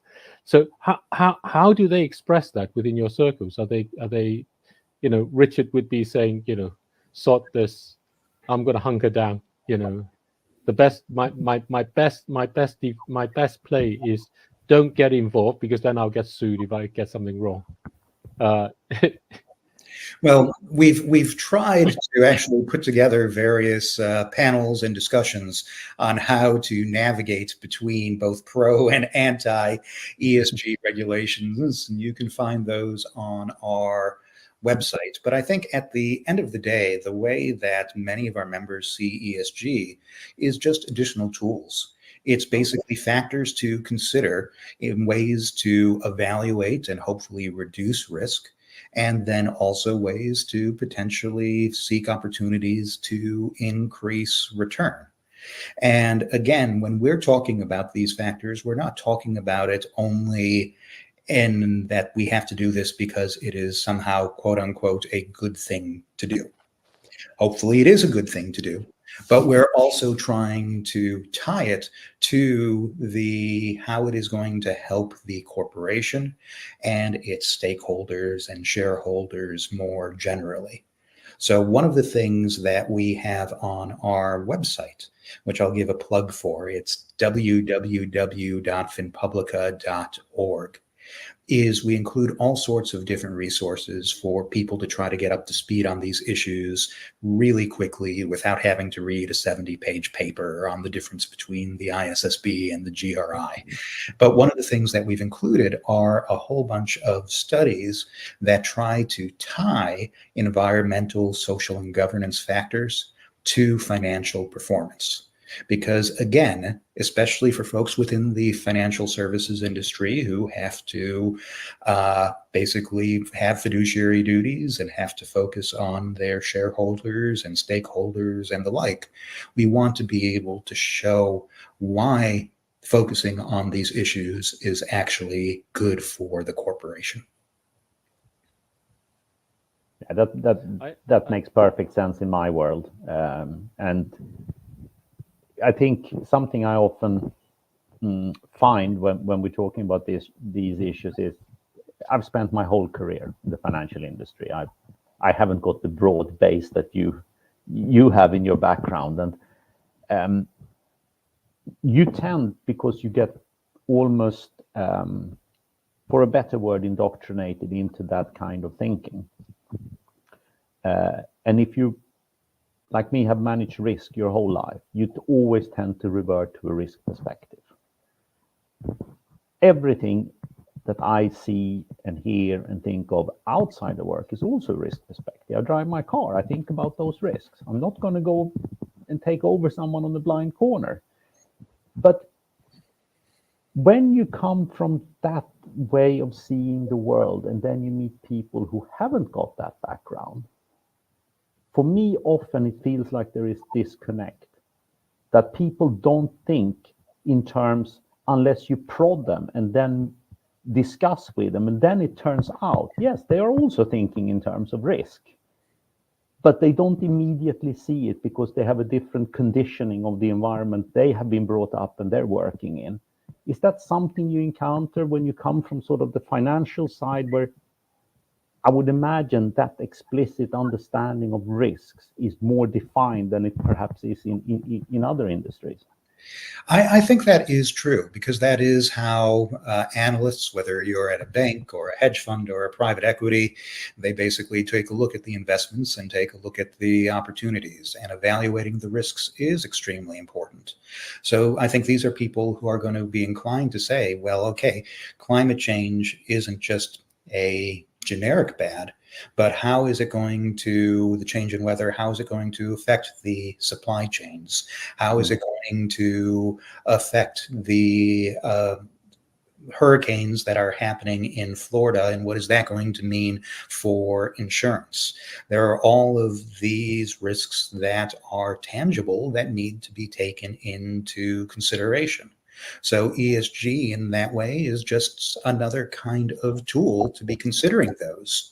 But at the same time, we often focus on risks. I think it's also really important to think about opportunities. The climate transition is going to, or the energy transition is going to be a multi-trillion-dollar opportunity, which means that there are going to be ways that people can participate in it in a way that is going to be profitable for their organizations. And that's a good thing. What we want to do is have these carrots that are going to drive people to participate in the transition and help get us to where we need to be. And that's why things like the IRA in the United States are such incredibly important, because it is providing hundreds of billions of dollars to help companies essentially participate and benefit from the energy transition. That's really interesting. I mean, there are several things you bring up along, and I'd like to pick the, if I remember them all along, my senior moments are getting more and more frequent. So the first one is this thing of its tool, because ESG sustainability is very often seen as a philosophy and not as a tool. So it as a tool, it becomes actually really different. Just mentioning in that way, it's like, why wouldn't you want an extra tool, right? It's like, why wouldn't you just want an extra tool? If you can have an extra tool in your toolkit, you can go along, and if there's a screw around the corner, those ones where there's tiny space and you need a screwdriver that goes around the corner to do it, you've got an extra tool. You can do that. And that's really kind of a extremely insightful of what ESG should be. Whereas I think it had become like a philosophy, and you get regulators objecting to it because they're objecting to a philosophy. They fear that they are losing, the essence of free markets to serve people by imposing a more restrictive philosophy. And you're saying it's not a philosophy. No, and really what we're looking at is what capitalists do all the time, is they are looking at risks and opportunities for return. And here looking at how can the environment, how can social, how can governance issues play into that. So it's basically, at least in my mind, as capitalist and free market as it comes. And we absolutely agree. Yeah. And then it opens another side, which is where Richard and I come from, which is that in a world where resources are constrained, there are some things which are more important to do than others. And if you try to do everything together, then by definition, you can't, because it's constrained. So when companies go along through, I'm going to take some example. There's a debate at the moment over progressing green hydrogen. And one of the comments is simply that it takes a lot of renewable energy to make the hydrogen in the way we're doing at the moment, when that renewable energy can be used to actually displace the use of oil and gas and coal. Whereas by creating something new that we don't have an infrastructure to deliver it into, then what we're doing is we are persisting the continuation of oil and gas and coal. Now, those are arguments that goes along through. And the essence of those things become one of education, one of actually appreciating how we ourselves may feel that, and so on. So how do your members, how does your community get to debate those things? Right. Well, I don't want to speak on behalf of the membership or the community as a whole, but I'll just talk about the way that I think about it, which is we're still, I think, really in the early stage of the transition, which means that I think we're going to want to try a lot of different things and experiment in a lot of different ways. And not everything is necessarily going to be successful, but I think it is still worth trying. And so if you have some people who are really invested in focusing on whether it's green or blue or turquoise hydrogen, then I think that's a good thing. And let's see what they can do. Whereas you might have others who are focusing on carbon capture, other focusing on methane reduction. There's some controversy over nuclear. In my own personal opinion, I think it can be a part of the solution. And there are some interesting companies that are now talking about recycling nuclear to basically be able to make it far, far more efficient. I think at this point, in my mind, we should be trying so many different things, and then let's see which ones work, and then we can double down our efforts into those. But that's just my own personal opinion, not speaking on behalf of anybody else. Oh, that's fair. Yeah. Something that struck me, and I'm going to rewind to the first time we spoke, and it was great making this connection with you. I think it's fantastic when you meet people who obviously share some basic views of life and the outlook in general, and also come from different perspectives because they have a different approach and they have done very different things in their life. And we started talking about what doing good actually means. And this is something every time we bring it up, people, they can get a little bit defensive, but most of all, it means so many different things to different people. There isn't a defined, clear thing about doing good means. But I think everyone, regardless where you are, whomever you work for, intrinsically, we all want to do good. And among all your members, there must be very, very different views of how you express this wish to do good. How would you sort of shepherd them all in when you have these discussions into allowing everyone to express their own opinion, but at the same time trying to, I imagine, not losing focus on something that I think we all want to achieve, which is doing good? No, and I think it's important to understand that people have different definitions of what good means, different priorities, different ways of achieving it. But I don't see them as a zero-sum game.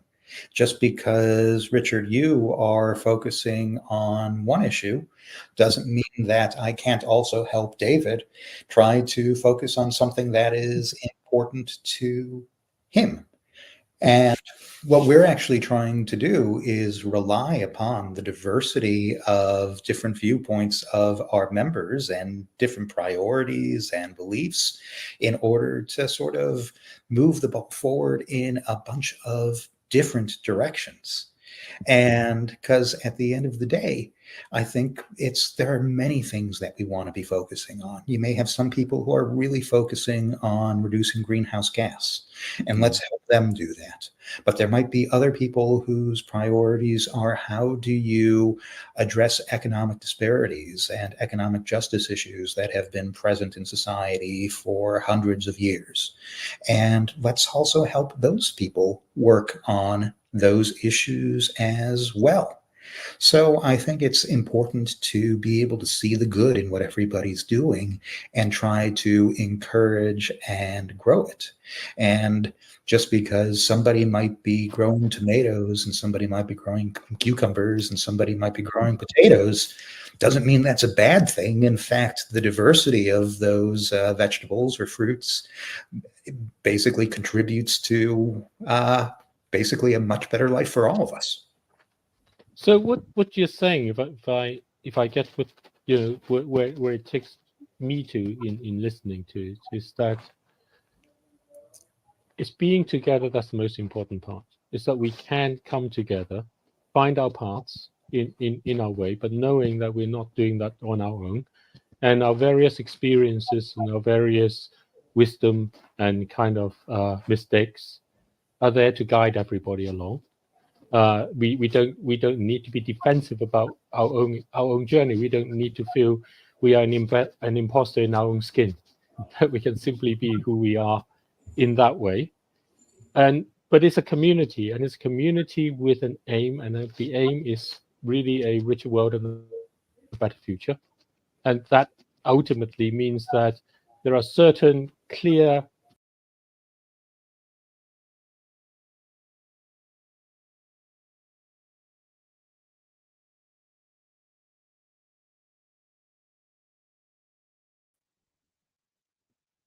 that seems to have come to a slightly abrupt end. Indeed.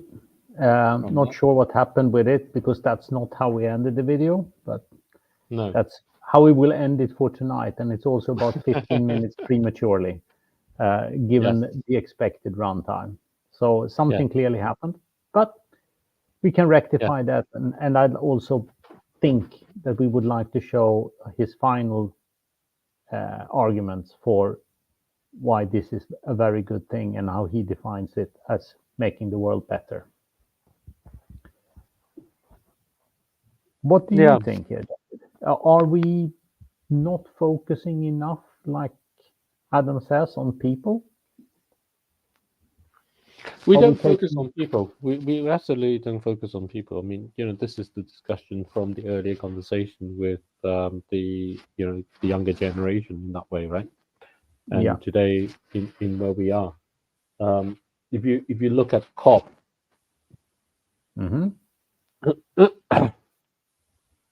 the objective is amount of money. The objective is the amount of energy. The objectives are those things. And if you go back to our prayer today, every day we have at 2:00 a prayer meditation, and they are very good for me, and I hope for other people, in terms of anchoring and recentering where these things are. And today was from Sister Margaret,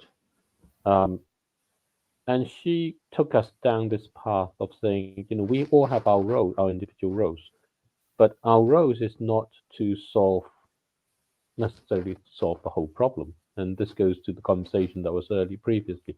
If you set your choice to be the one to fix the whole problem in that way, you set yourself down this path of saying, how do you persuade the 8 billion other people to do that?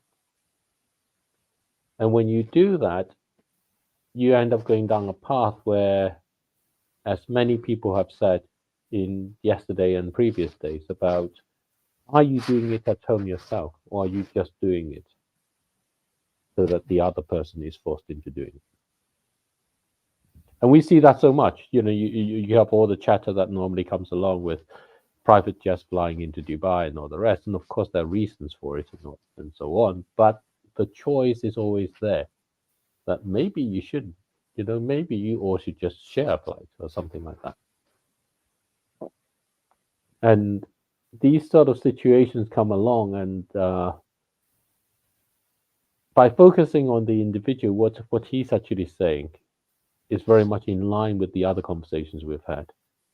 Yes. It's very much saying, as your description of my comments about the wildebeest on their migration. Eventually, we're all on the path. The migration has started. We are going through. We have seen so many evidence from people talking about the work that they do. And when they do that, the interesting thing that comes out, and that has really broadened the perspective, is that it brings up all the problems of a hugely embedded and vested sort of infrastructure that we have. And you know, when the Girl Guides leader in Kenya is talking about sex for food, Yeah. and how they tackle that with the young girls, and how they do that they have to do that in collaboration with the community, because otherwise it doesn't work along in that way. And that again is approaching it from an individual perspective. Each person is different in that part. And we had that in the same way with Rob Delat talking about reforesting the Amazon rainforest. And he talks about how each acre is different. The way you treat that land, the way you nurture the tree there, in that same way. And so we end up with this aspect that our own humanity, our own kind of journey, is the same healing as what we were trying to produce and develop. And where there is this part where, you know, the comment about, sure, you can just throw seeds with drones, but if you don't nurture seeds, it's like trying to say, I leave all the babies outside, you know, at 1 week old, leave them outside, wait till they come back at 10, 21 and says, where's my money? It just doesn't work. It's very unlikely that it will, let's be honest. It just isn't going to work, right? No.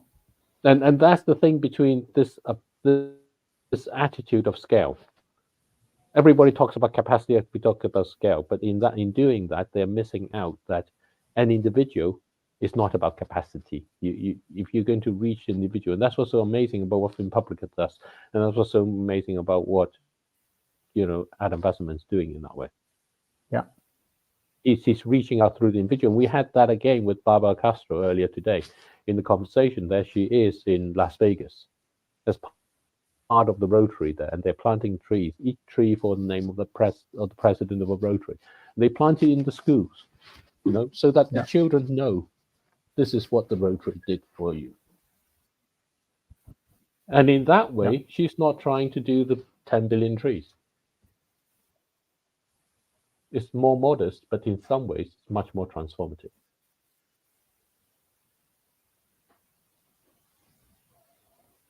And those aspects, the small steps, as Sadia Khalik mentioned earlier in the week, in her efforts within Pakistan. Yeah. And Miguel, on the conversation, you know, another evening, while you were having your wonderful dinner, Inga and I had this conversation with Miguel in Peru, who talked about the education taking on from Sunita Gandhi's Alpha program into the Amazonian, the Peruvian Amazonian forest, not the Brazilian side, the Peruvian side of it. You know, in the small little classes. And you think, in the world today, why does that matter on this large scale? You know, these people, why does that matter?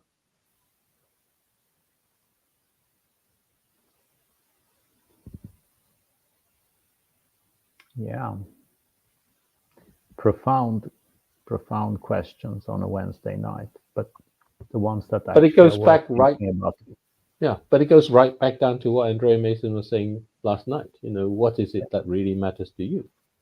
Yeah. Because if you go by the numbers, if you go by the climate finance and the climate attitudes in that sense, in a lot of those things, you lose the humanity. You're all supposed to be there to be fixing it for everybody, but what you end up in essence is doing is you're replacing one massive set of vested interests with another massive set of vested interests. But what people are doing individually, I think people are not even aware is happening. The young people speaking this evening, they're not really aware that's happening, because within the more developed countries, within the richer countries, there's so much of social structure, there's so much this attitude that somehow the state provides. Yeah. That they presume that is all, it has taken away their agency, the ability to go ahead and say, you know what, I can do this. But when we speak, when we hear the voices of the people from Gambia, the people from, you know, kind of the Democratic Republic of Congo, yeah, they speak with agency. they speak to say, I'm going out there and this is what I do. I go to a school, I work with the children, James Kamal, I go there and I talk to the kids and I say, you eat fruit? And they say, yes. I said, well, where's the fruit? Where are the seeds? And they say, what seeds? Well, these are the seeds. And he says, when you eat a mango that's really sweet, that's the seed you want to plant. Yeah. And in that way, he teaches them more about genetics than the textbooks will. But in that way, they become for sure. In that way, they become empowered with their own food security, and they have their own agency. But here in London, you don't have that because you don't think of that.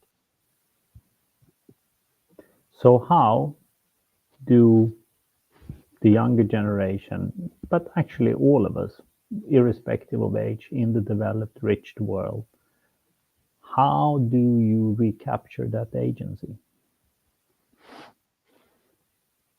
I think again it is. I don't know. I mean, what do you reckon? I think it's harder here, and we've been working with a lot of people who do the sort of live simply type things, and we've communicate a lot of them, and a large number of them do all manner of things, right? Within their parishes, within their communities. Yeah. There are many people who do the food banks and who do all those things too. So it's equally common, it's equally many, but their voices are not really heard in that way. And it goes down to, when we were writing our book, The Unsustainable Truth, and we got towards this part about when we started talking about the rationalization that we do. Yes, how we justify with hindsight our actual decisions that have been taken. Yes, and how rationalization is one of the main issues. And we saw these clips from the business school at the University of Texas. And there's this young lady there being interviewed who said, it's like my superpower, rationalizing. I can rationalize anything. I think we've become like that. It has become our superpower. And taking that personal responsibility, that individual choice, that choice where you actually internalize the choice, you'd be saying, well, of course, I can't say what other people will do and I can't influence them, but this is what I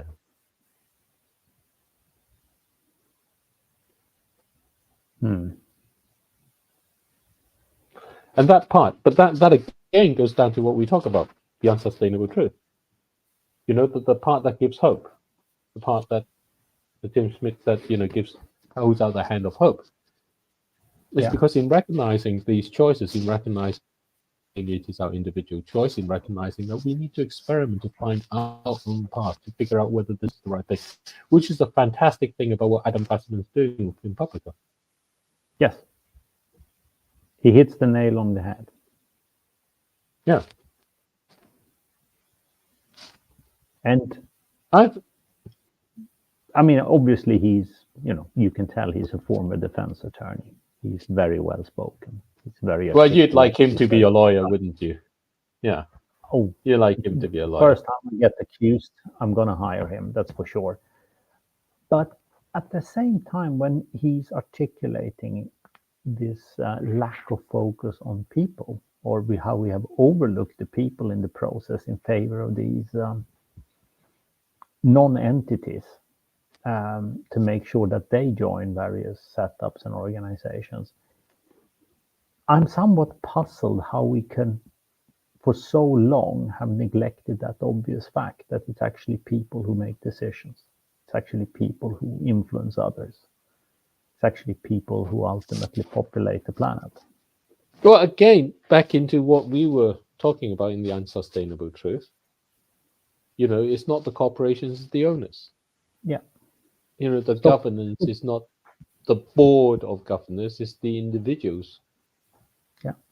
And ultimately, the way businesses work is that owners are owners. They provide the mandate. And they, even when it's owned by 1 million people, 10 million people, Yeah, still there's a human behind that ownership. It's not a grey nebulous entity, and true governance starts from there, by actually taking responsibility for your actions and exercising the right that you have, that comes with ownership. Well, these are really profound thoughts, and no doubt will we continue during the 7th, 8th, 9th, 10th, 11th, and 12th day of COP, when I will again test David what it actually says in the song, given that, you know, Yes. it's his native language, not mine. So I'm sure he's going to rehearse for tomorrow to check what the 7th day of Christmas brought. Well, however, we also have Do we- other things for you tonight. Yes. Do we want to see whether Morris is available, or do we want to? We can check on Morris, I think, a little bit later for the closing, so we can close on a bright light. Nice note. Well, it would be very late for him to do that, right? It will. It's already. How long is our talk with Christoph? I think Christoph is just shy of half an hour. Okay, so let's see whether he's available, and if he is, we can get a few minutes, and then we can go on to Christoph and see. Indeed, if you try to bring him in. Yes. In the meantime, he's another bit earlier about here's a minute's worth of more of that intergenerational conversation, if I can find it. I think someone might have deleted it. That would be very unfortunate. Shame. Who has had access to our library and not taken responsibility for it? This is a lack of governance, let me tell you that. Yeah. It is indeed the case. Yes. I wish someone would just hold their hand up and own up to the fact that they deleted something they shouldn't have done. But there you go. Sign of the times, perhaps. This is like, it's they'll probably say it wasn't me. Yeah. We've all been guilty of that at times, I guess. Only you. What really is the message, for people who face this? Are you hopeful to how the world is? Are you kind of? I think we'll figure it out, but I think it will be slightly too late. Does that bother you? Pardon? Is that bothering you? No, to be honest. Obviously, it's not going to happen overnight. It's not going to be one day we wake up and all hell's broken loose. I think it's going to be a very gradual burn. So I think it will still. I think we'll still survive another generation after. But I think life will just be extremely different, and I've very much come to terms with that. But that's just because I think I maybe think about it more than the average person. What do you think? Yeah, so maybe it's more of a lack of faith in humanity, but that's more that's the message you're trying to spread, isn't it? It doesn't have to be. It doesn't have to be the Hail Mary fix every time. It can come from small things, and it can come from one person at a time. But there's not many things the world is kind of agreed on. And it's difficult to see. Climate change is one of like the big major topics that gets talked about, isn't it? So, and yet there's still everyone wants to be able to live and have a wonderful planet and to live sustainably. Yet for some reason it doesn't happen.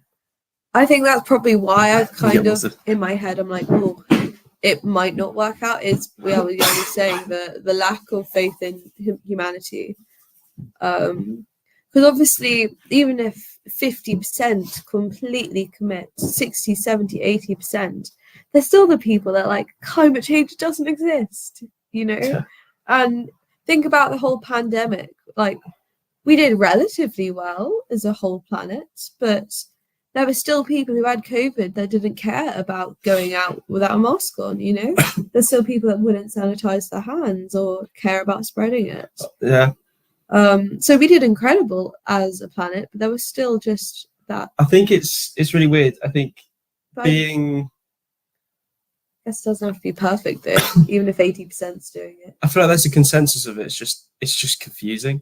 I think that is probably like it's just confusing because it's probably wrong to say what I said before actually, because there are people like yourself and Richard, and then there are also people our age and all over the world coming up with amazing, fantastic ideas that aren't harming the planet and helping.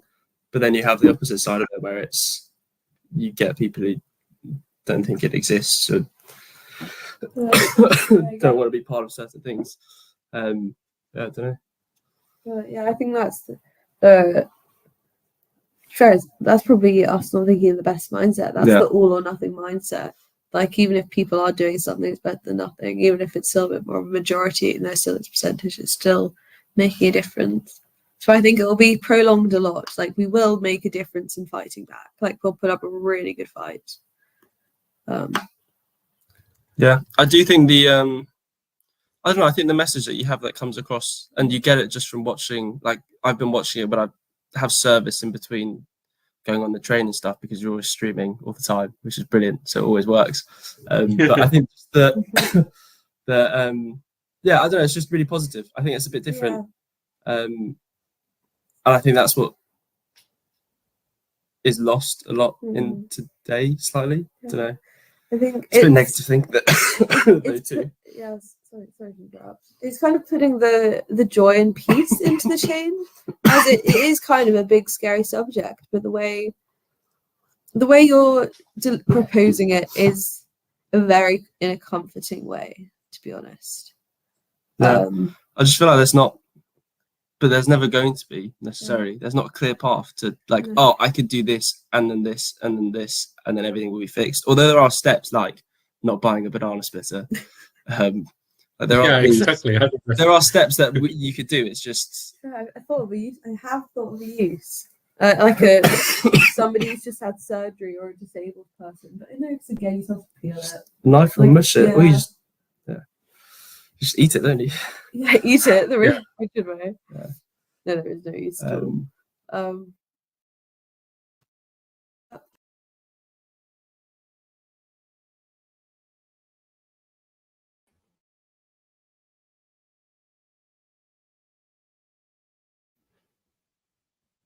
There we go. How are you there? That banana split is always there, isn't it? You just can't get rid of it. It's brilliant. But it's interesting. This, the conversation went from sort of you can't do it or nothing to recognizing the small steps. Yeah. And he reviewed another part that we have this sort of sense that we all have to in this sort of COP type thing, in this thing, we all have to go together, but actually we all have to go at our own pace. It's not the mantra. We all have to change. The truth is we have to change. The world is changing. We need to change too. Yeah, of course we are. The question is whether we will be able to do it on our terms or have them dictated to us down the road by the planet. I prefer to have the choice now. No, I don't think that's right, because we are being dictated by the planet. This is the tyranny of the planet. We were talking with Prism art project but earlier. That's only going to get worse. We still have it's going to get worse. Yes. So if you don't change today, how are you going to change tomorrow? It doesn't matter whether you have the maneuverability or not. It's the question of whether you carry one bag or you carry your entire household's, kind of chateaus with you. It's your choice in that way. It's your choice as to how you want to go along in this journey.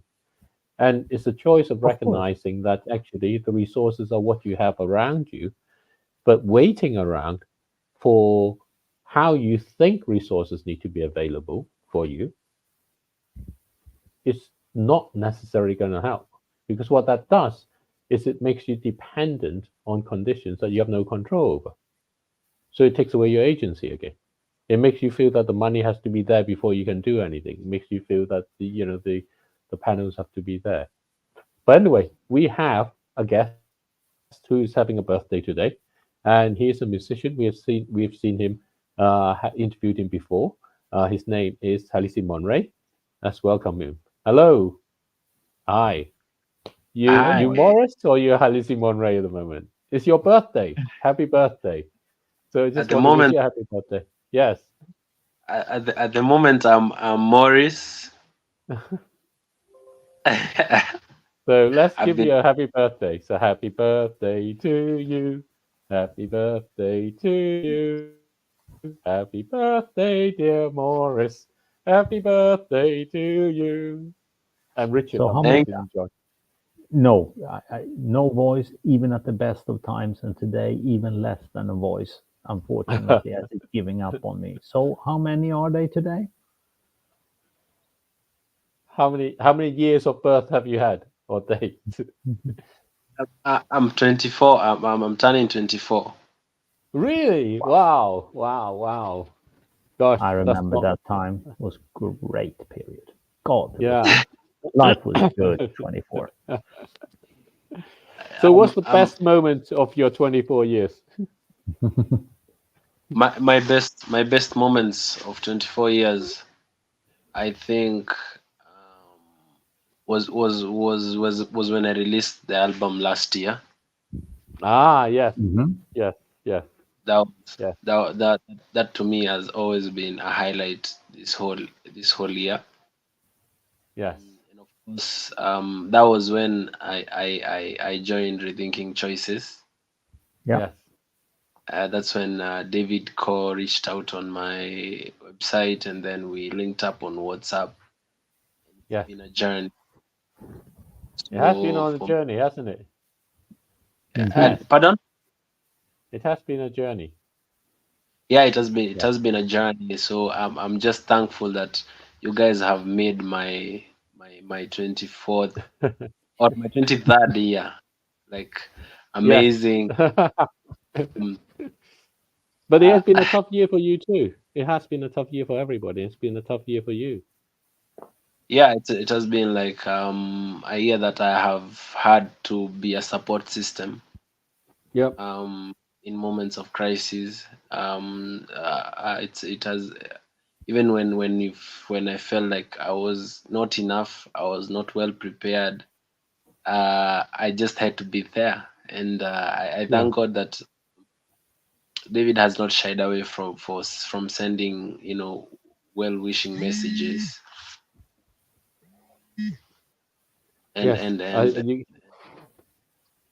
And right now I'm expecting a birthday present. I'll tell you, I'll play you a song. How about that? You have been running away from that. You like this song? Let me hear.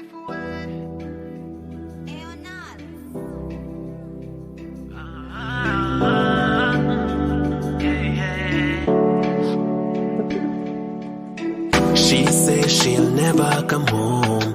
Ati huku hapati amani. Pretty baby, I know I did you wrong. Ndo maana ninakuomba samahani. I was up in my zone. Lady nkajifanya sijali. I don't wanna end up all alone. Baby, nakutaka nyumbani. Wait for you. Baby, I'll wait for you. Even if it means for a lifetime. Oh my babe, I'll wait for a lifetime. All for you. I'll give it all for you.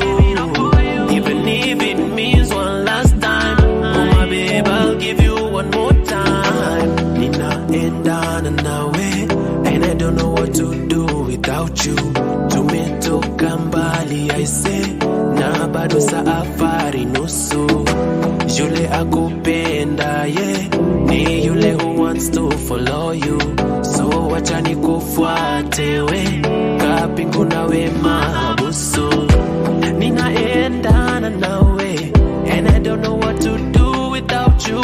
Tumetoka mbali, I say, na bado safari nusu yule akupenda ni yule who wants to follow you, so wacha nikufuate we kapingu na we mahabusu. Wait for you,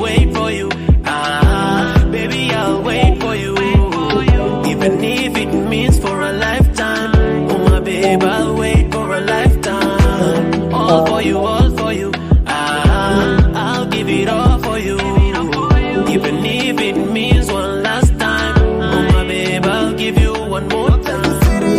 Nitasitiri tasira yako wanga inanikuta baby boo, nataka twende mbali, nitasubiri kwa ujasiri, hasira zisije zikanikatiza safari baby, vile nakukunda, ulinivuteka kuvuta ulingo wa mapenzi ukaninogeshe baby ukamilifu, sifa za wivu umenikaba sasa kwako mitulivu, you natural beautiful, oh my African queen, I will wait for you, wait for you, baby I'll wait for you, even if it means for a lifetime. Oh my babe, I'll wait for a lifetime. All for you, I'll give it all for you, even if it means one last time. Oh my babe, I'll give you one more time. Wait for you for a lifetime, for a lifetime. Give it up for you last time.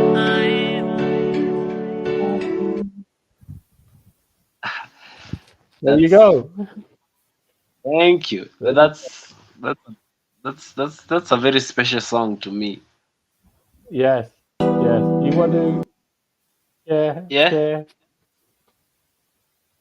I wrote it after that period was like there were a lot of couples killing each other. Oof. So it was all over the news. Like every time there is lovers who are fighting, killing each other.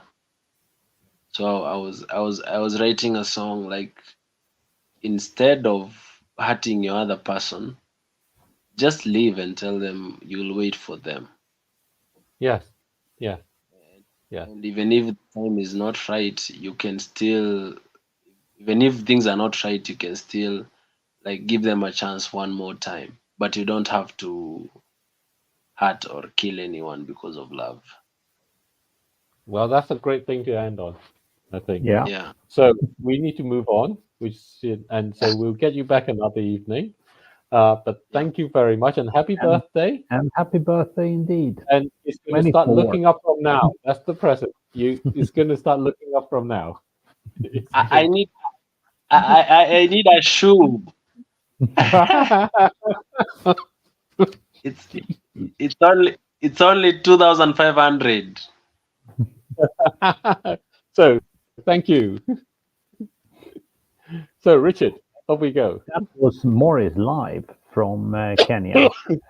And, turning 24 today. And now we're going to move over to another very young man, not quite as young, but one I had the pleasure of interviewing last week for this program, when we spent almost 2 hours together talking about various sustainable practices in farming. And this is the third and final episode where we're really moving on to the biggest dangers that he's seeing. His name is Christoph Hayes, as you well know. He's incredibly bright. He's a very driven young man with ideas about how we need to practice farming going forward. And here is the cautionary tale what might lie ahead if we don't actually address these issues going forward. It's a little bit like I once had a boss long time ago, and we were discussing compensation. And there is always a formula in the business where you get X amount of the profits because you've been the guy effectively making that money, but others have left a contribution, and how do you share the pie, etc. And I was very young at the time. I think I was like 22, 23. And, you're looking at your first bonus, right? And he kind of explained a concept which has stuck with me. And he said, it's very easy for you to push this argument vis-a-vis the growth of a startup, for example, and say, I want to maximize this now. But you will find over time that what makes you really wealthy and really rich in any business is to be long-term greedy. And then we can discuss what long-term greedy means in this case, he said. And it kind of resonated with me in a weird way, although I still made a case for why I should get paid more, obviously. That if you have the ability to lift your vision beyond the first obstacle on the road and say, I need to clear that. We're all working under economic constraints, and those are fair because they're real life constraints. What actually makes you wealthy over the long term is the ability to perhaps not pick up the most easy dollars you see on the garden path. And one who kind of portrayed that, I think, in a pure investor concept is actually Warren Buffett, when he said, my preferred holding horizon is forever. Well, if you're going to hold things forever, you cannot really be too worried about what's going to happen next quarter, next year, or perhaps even the next 10 years. But you need to stay in the game. You need to stay in the game, and you need to prove to the interested parties and your stakeholders that you're delivering value. This is really interesting, and it makes me think about essentially your work. When you and David introduced yourselves on one of our first calls, you described your background in managing pension funds, and by default you have a long horizon there. And I wonder if, in terms of the long-term goals that not just my business has, but many other people have, in terms of seeing ecosystems regenerate. I mean, that's our long-term kind of future as a species on this planet. If we subscribe to that view, then maybe we need that type of mentality where where we're able to take short-term compromises in comfort or whatever. I'm not sure how to call this, but to kind of have these long-term bigger goals, essentially. And I mean, that aligns very well with the startup mentality, the founder mentality, because you're essentially putting up with you're doing a lot of upfront work with maybe a payday one day. And actually, if you dig down, and this is why I really like the startup context and working with founders, close to founders, is if you dig down, actually the driving motivation for a lot of them is something other than financial gain, short-term financial gain. Because if it was that, they'd be out there doing a job that pays better and doing it again. And so I've met some really incredible people in startups who have a long-term goal, and the mechanism that they use to get there is a startup. And I think that's why I gravitated towards this world. Is I love the freedom and the ability to kind of come up with your own path, and this ability to plan long term and to sort of imagine a future where you have made that impact, and that's great, and people can come along with you on that journey. And I think that's kind of what we're both talking about. So I totally see your lens through which you see the world and the work you're doing, and it actually, strangely enough, it's probably quite similar to my lens in many ways. Something that struck me when we're talking about the long horizon and actually supposed to be greedy for the long term, do you find that it's different talking to, for example, family farmers that have been doing this for generations compared to a corporate setup where you have perhaps an accountant running the business and not the farmer? Because my perception has always been, and it doesn't matter what you grow, if you are a farm of any sort that's been going for generations, you kind of just look after the land. It's not even yours. You're the caretaker of that particular, inheritance being passed down. And that makes you see the whole enterprise through a very, very different lens and in different light compared to, an assembled farm that uses, perhaps even pension money. Yes.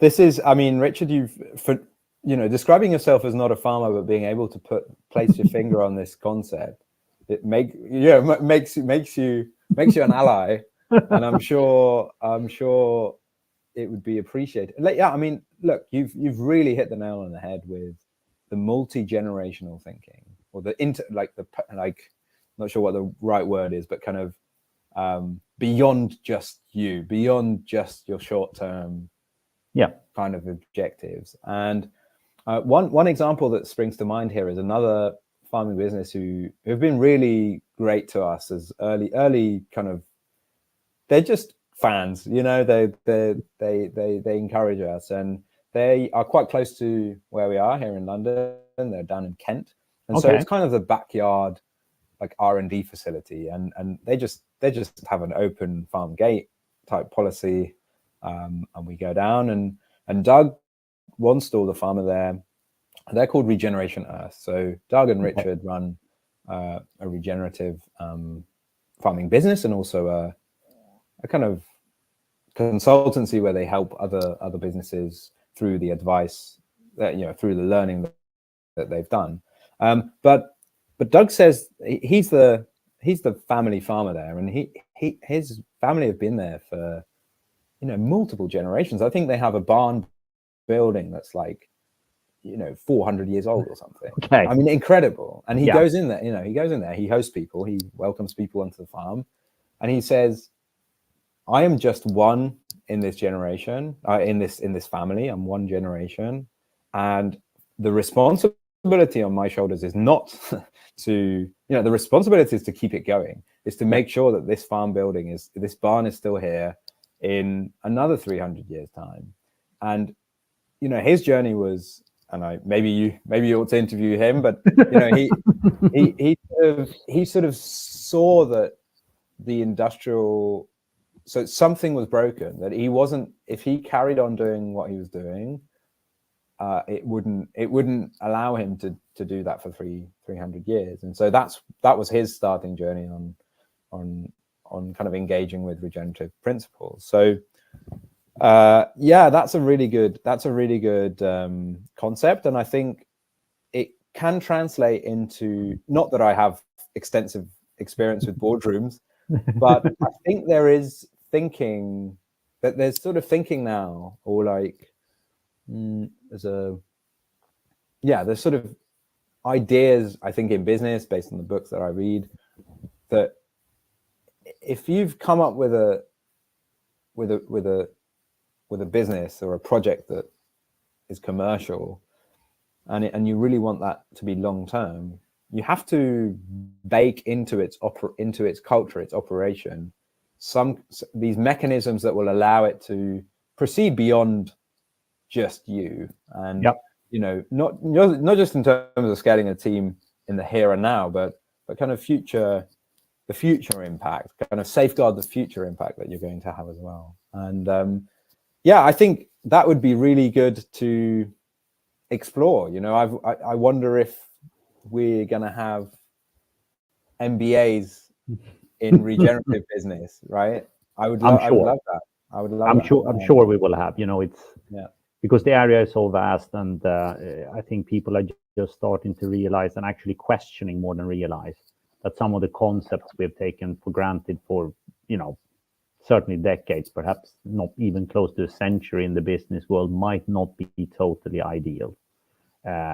Because my bare bug is really that the future has no value, and clearly it has. So how do you square that particular circle? Something that comes to mind, and this is really very much a practical consideration, like you described, you need to hit certain target, and moving ahead without too many bumps in the road, but you still have this vision of where you want to achieve. How do you manage to align and stay focused on the really long-term vision by ticking off the boxes and saying, well, I need to deliver this and I need to do that. And because you need clients and clients are short-term demanding, but you have this longer-term vision. Is it difficult to stay focused on the horizon, so to speak? Yeah, I think I'm probably going to experience it more in the coming years. I think this year has really been about experimentation, and I really want to keep that at the core of what I do. It doesn't have to be the core of what List does. You know, maybe List becomes really good at something that they do, and they replicate that. But I think in order for me to have the long-term focus, I need to make sure that I'm able to pick up these, you know, sometimes you describe them as sort of wacky ideas before, you know, and chew them over and see what bits kind of give me nutrition and build that into the pathway. So yeah, I think that's the way. I can feel myself being, I can see the priorities changing, and my own schedule changing as a result. So that will be an interesting challenge. I think selecting mentors for the business, but also mentors individually. I mean, I never underestimate the amount of knowledge that you can get from someone who's experienced, even in a context that isn't your own. So there's some really interesting farm managers out there who might be working in the real industrial context, but they're human. They're not blind to the same issues that we're facing. And so, for example, talking to them on over a long term and kind of, you know, having different positions, but exchanging, that is really helpful. And you know, I work with someone called Andrew from Team Ag UK, whose career was farm management, estate management, really large farms, and you know, they've got an even bigger kind of ship to turn around. But they're interested. They kind of see people like myself, kind of idealistic, kind of young engineers, maybe with limited experience, but there's something there, right? We exchange, we periodically meet up, and there's a kind of mutual respect for what we do. But the same goes on a sort of more personal level, or you know, I'm interested in kind of economics, so I often talk to people who are interested in, on the one hand, mainstream classic, you know, growth-based economics, because that's why we are where we are today, and that's, you can judge it, you can not judge it, but that's the fact. And at the same time, kind of thinkers who are reimagining that, and you know, have different visions for economics. So I think these kind of individuals who are able to shape your vision long term, and you have a personal relationship with, and it doesn't have to be regular. It's not like a friendship. It's not like a friendship who, you know, you complain about, you know, your relationship to, but it's somehow a sort of guiding rail, or I don't know, kind of source of new inspiration. And I think people are important in that. Sort of having. I think it's incredibly important. You know, being a fair bit older than you,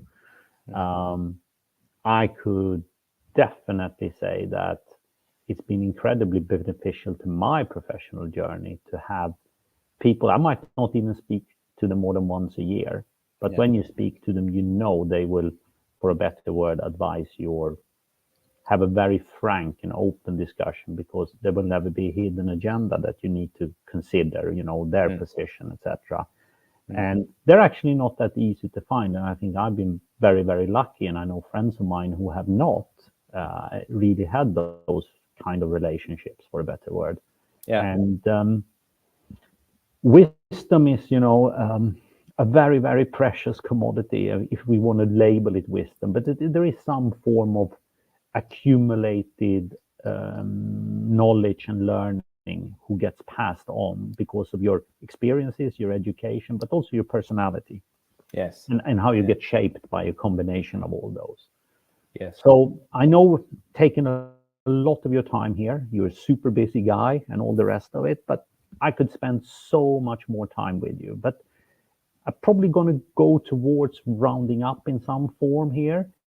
And something that's worried me for a long time is what we described early on, the quite damaging farming practices we have seen for a century, since the tractor probably came in many ways. It has a lot to answer for. It was a great tool, but it also has a lot to answer for.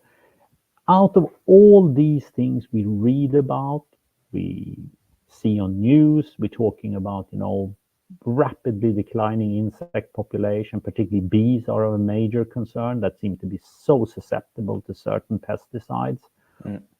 Water depletion, topsoil depletion, and you can correct me here if I'm wrong, but I think I read some quite extensive article that essentially, despite fertilizing more, despite monocropping harder, etc., crop yields are effectively stagnating in the developed world here. This seems to be like we've hit the roof of how much we can extract per hectare or square kilometer, whatever we measure.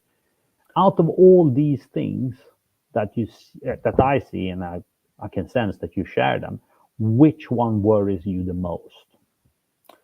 I am actually worried about water a lot, water availability, because I can see that our rapidly changing climate has a very direct consequence on the way we experience water on our crops, on our landscapes, sure, but including our cropping systems. And once we start having crop failures, extensive crop failures, then we're into the realms of, really tough decisions around food access. We're not only talking about pricing, we're talking about access to food.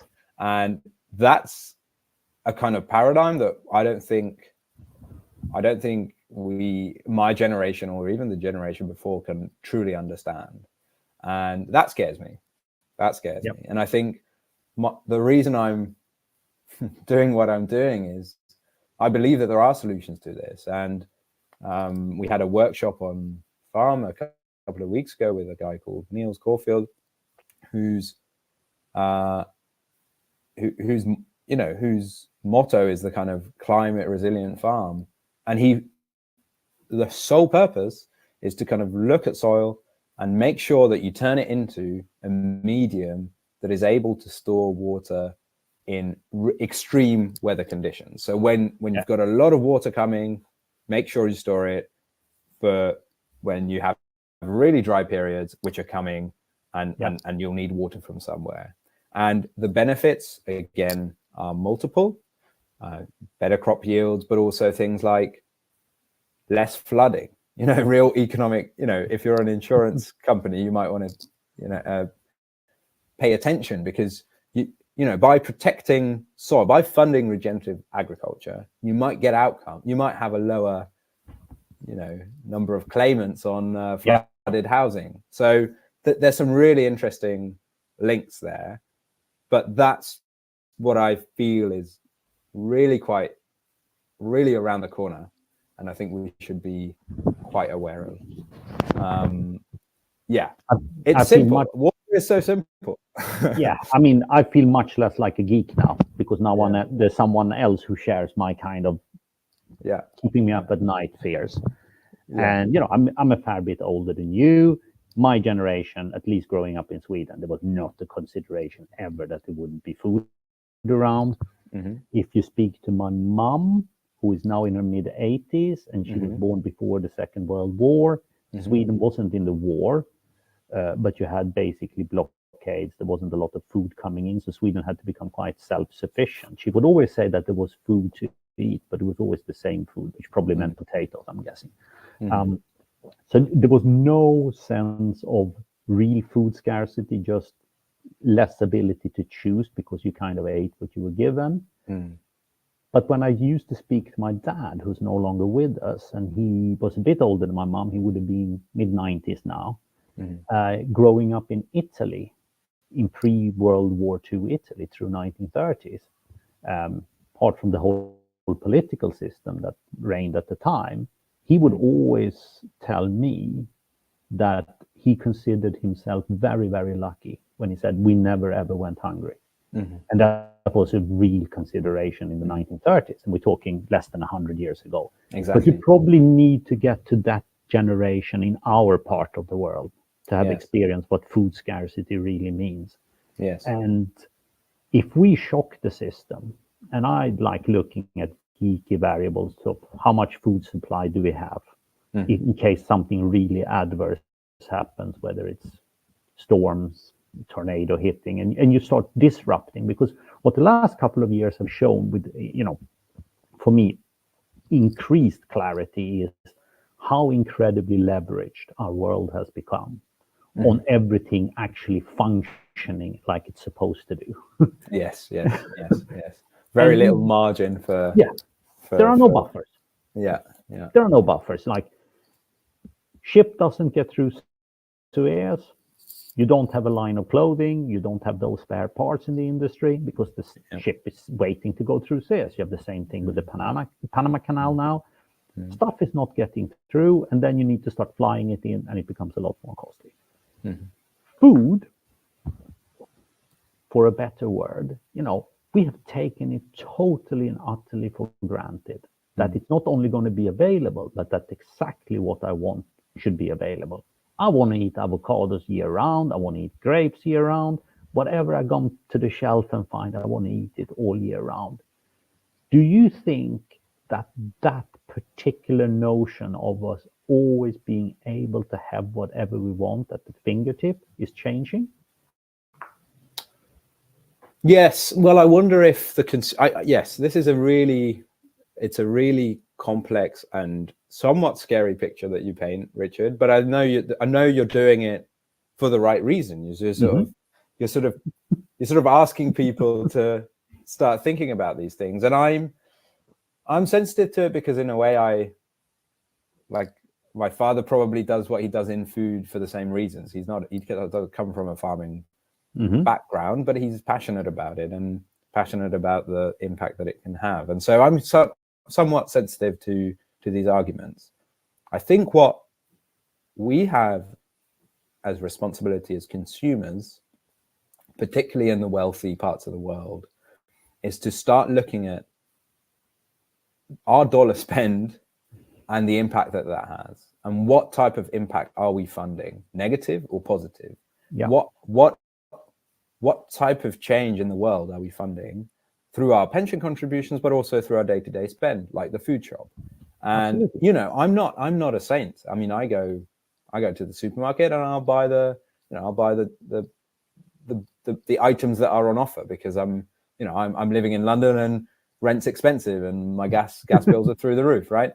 Yeah. But I think it requires this real real kind of squaring of our patterns, our consumption patterns, and recognizing that we will continue to buy food, and where that money goes is really quite important, because it's quite a large part of our economy. It's quite a large part of our daily spend, and so I think that's a really good point that you raised, Richard. And we have to see ourselves as actors in that system as consumers. We have power. We have community power, essentially. And there's certain examples where food systems become much shorter, and you access food from a known source, and you pay a premium, but you understand better that what you're buying is not just the pure calories, but you're buying an experience, or you're buying the knowledge that farmer is able to make a decent living, or the landscape around that farm is being regenerated. And that works. I hope that works at scale, and I'm sure it does. And there's some really cool brands. Why wouldn't it? Yeah. I mean, that would be my first question. Why wouldn't that work at scale? Yeah. And you almost have to think about it as I'm buying the product, but I'm also buying the insurance that product will be available to me tomorrow, next year, and 10 years from now. And what is that insurance actually worth? Clearly, 5 years ago, no one thought about paying anything for that insurance. I think today people are looking at it and saying, you know what? We probably should be paying something for that actual insurance of having the product available. And we talked about home insurance, but this could equally be health insurance, right? Yes, so absolutely. A higher nutritional shopping basket might mean that you actually visit the doctor less, and you have a better well-being and a lesser burden on the financial system that's funding the health system. So I mean, there's really interesting synergies there, and I think it's kind of interesting to frame ourselves as not just, this kind of food consumption is not just a bodily function of eating and continuing, eating for energy, but it's an exchange. I get something, I get an experience. We, sometimes all go to a nice restaurant to sort of treat ourselves. It's not just the sensory experience. You have a waiter who maybe explains how this is made, and you might see the chef cooking in the back, and you think, well, yeah, this is a fair trade. People are working hard here. There's good produce. I come away, I've had a really nice meal. I feel fed. I feel nourished. I've had a nice evening. We should start seeing food consumption as that in our home, in our day, in our around our table every evening, and that could be, that's a really nice kind of image to uphold and to feed, I guess, with my work, and I'm sure many other people are working on it too. Yeah, I can only concur with that. It's ultimately our economic system is built upon the choices of our spending, and we actually have the power to direct that. So people should not feel powerless, because what you do with your dollar in your pocket actually matters for the economy at large. And you're describing it incredibly well. And all these things, I suspect, at the end of the day, are somewhat interconnected. It's not just about, where I buy the muesli I eat in the morning and what it is actually made from. All those things actually do genuinely matter. Well, we could have continued this discussion for hours, because I'm just mind-boggled and fascinating about the work you're doing, and the knowledge that you have about all the things that I find really interesting. But we have to conclude at some point. Christoph Hayes, the founder of List.io, has talked a fair bit about regenerative farming and dealing with startup pressures and everything else. But I also think we have actually dissected so much more, including how the dollar you spend actually matters where you decide to spend it on. Thank you, everybody. And thank you so much, Christoph, for being with us today. Thanks, Richard. Always a pleasure. Speak soon. Speak soon. Bye.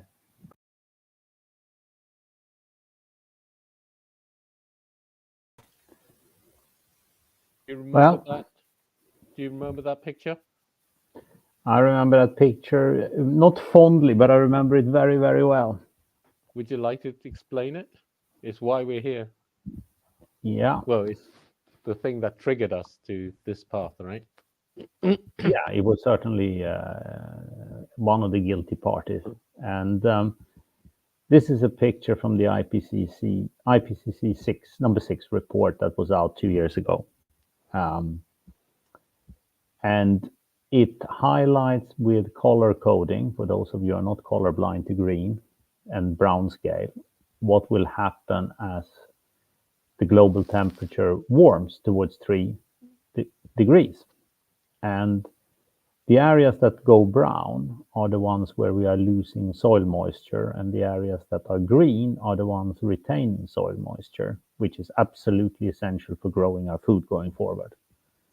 And David has, with his artistic wit, here drawn 6 circles. And those 6 circles are, as you can see, all brown inside.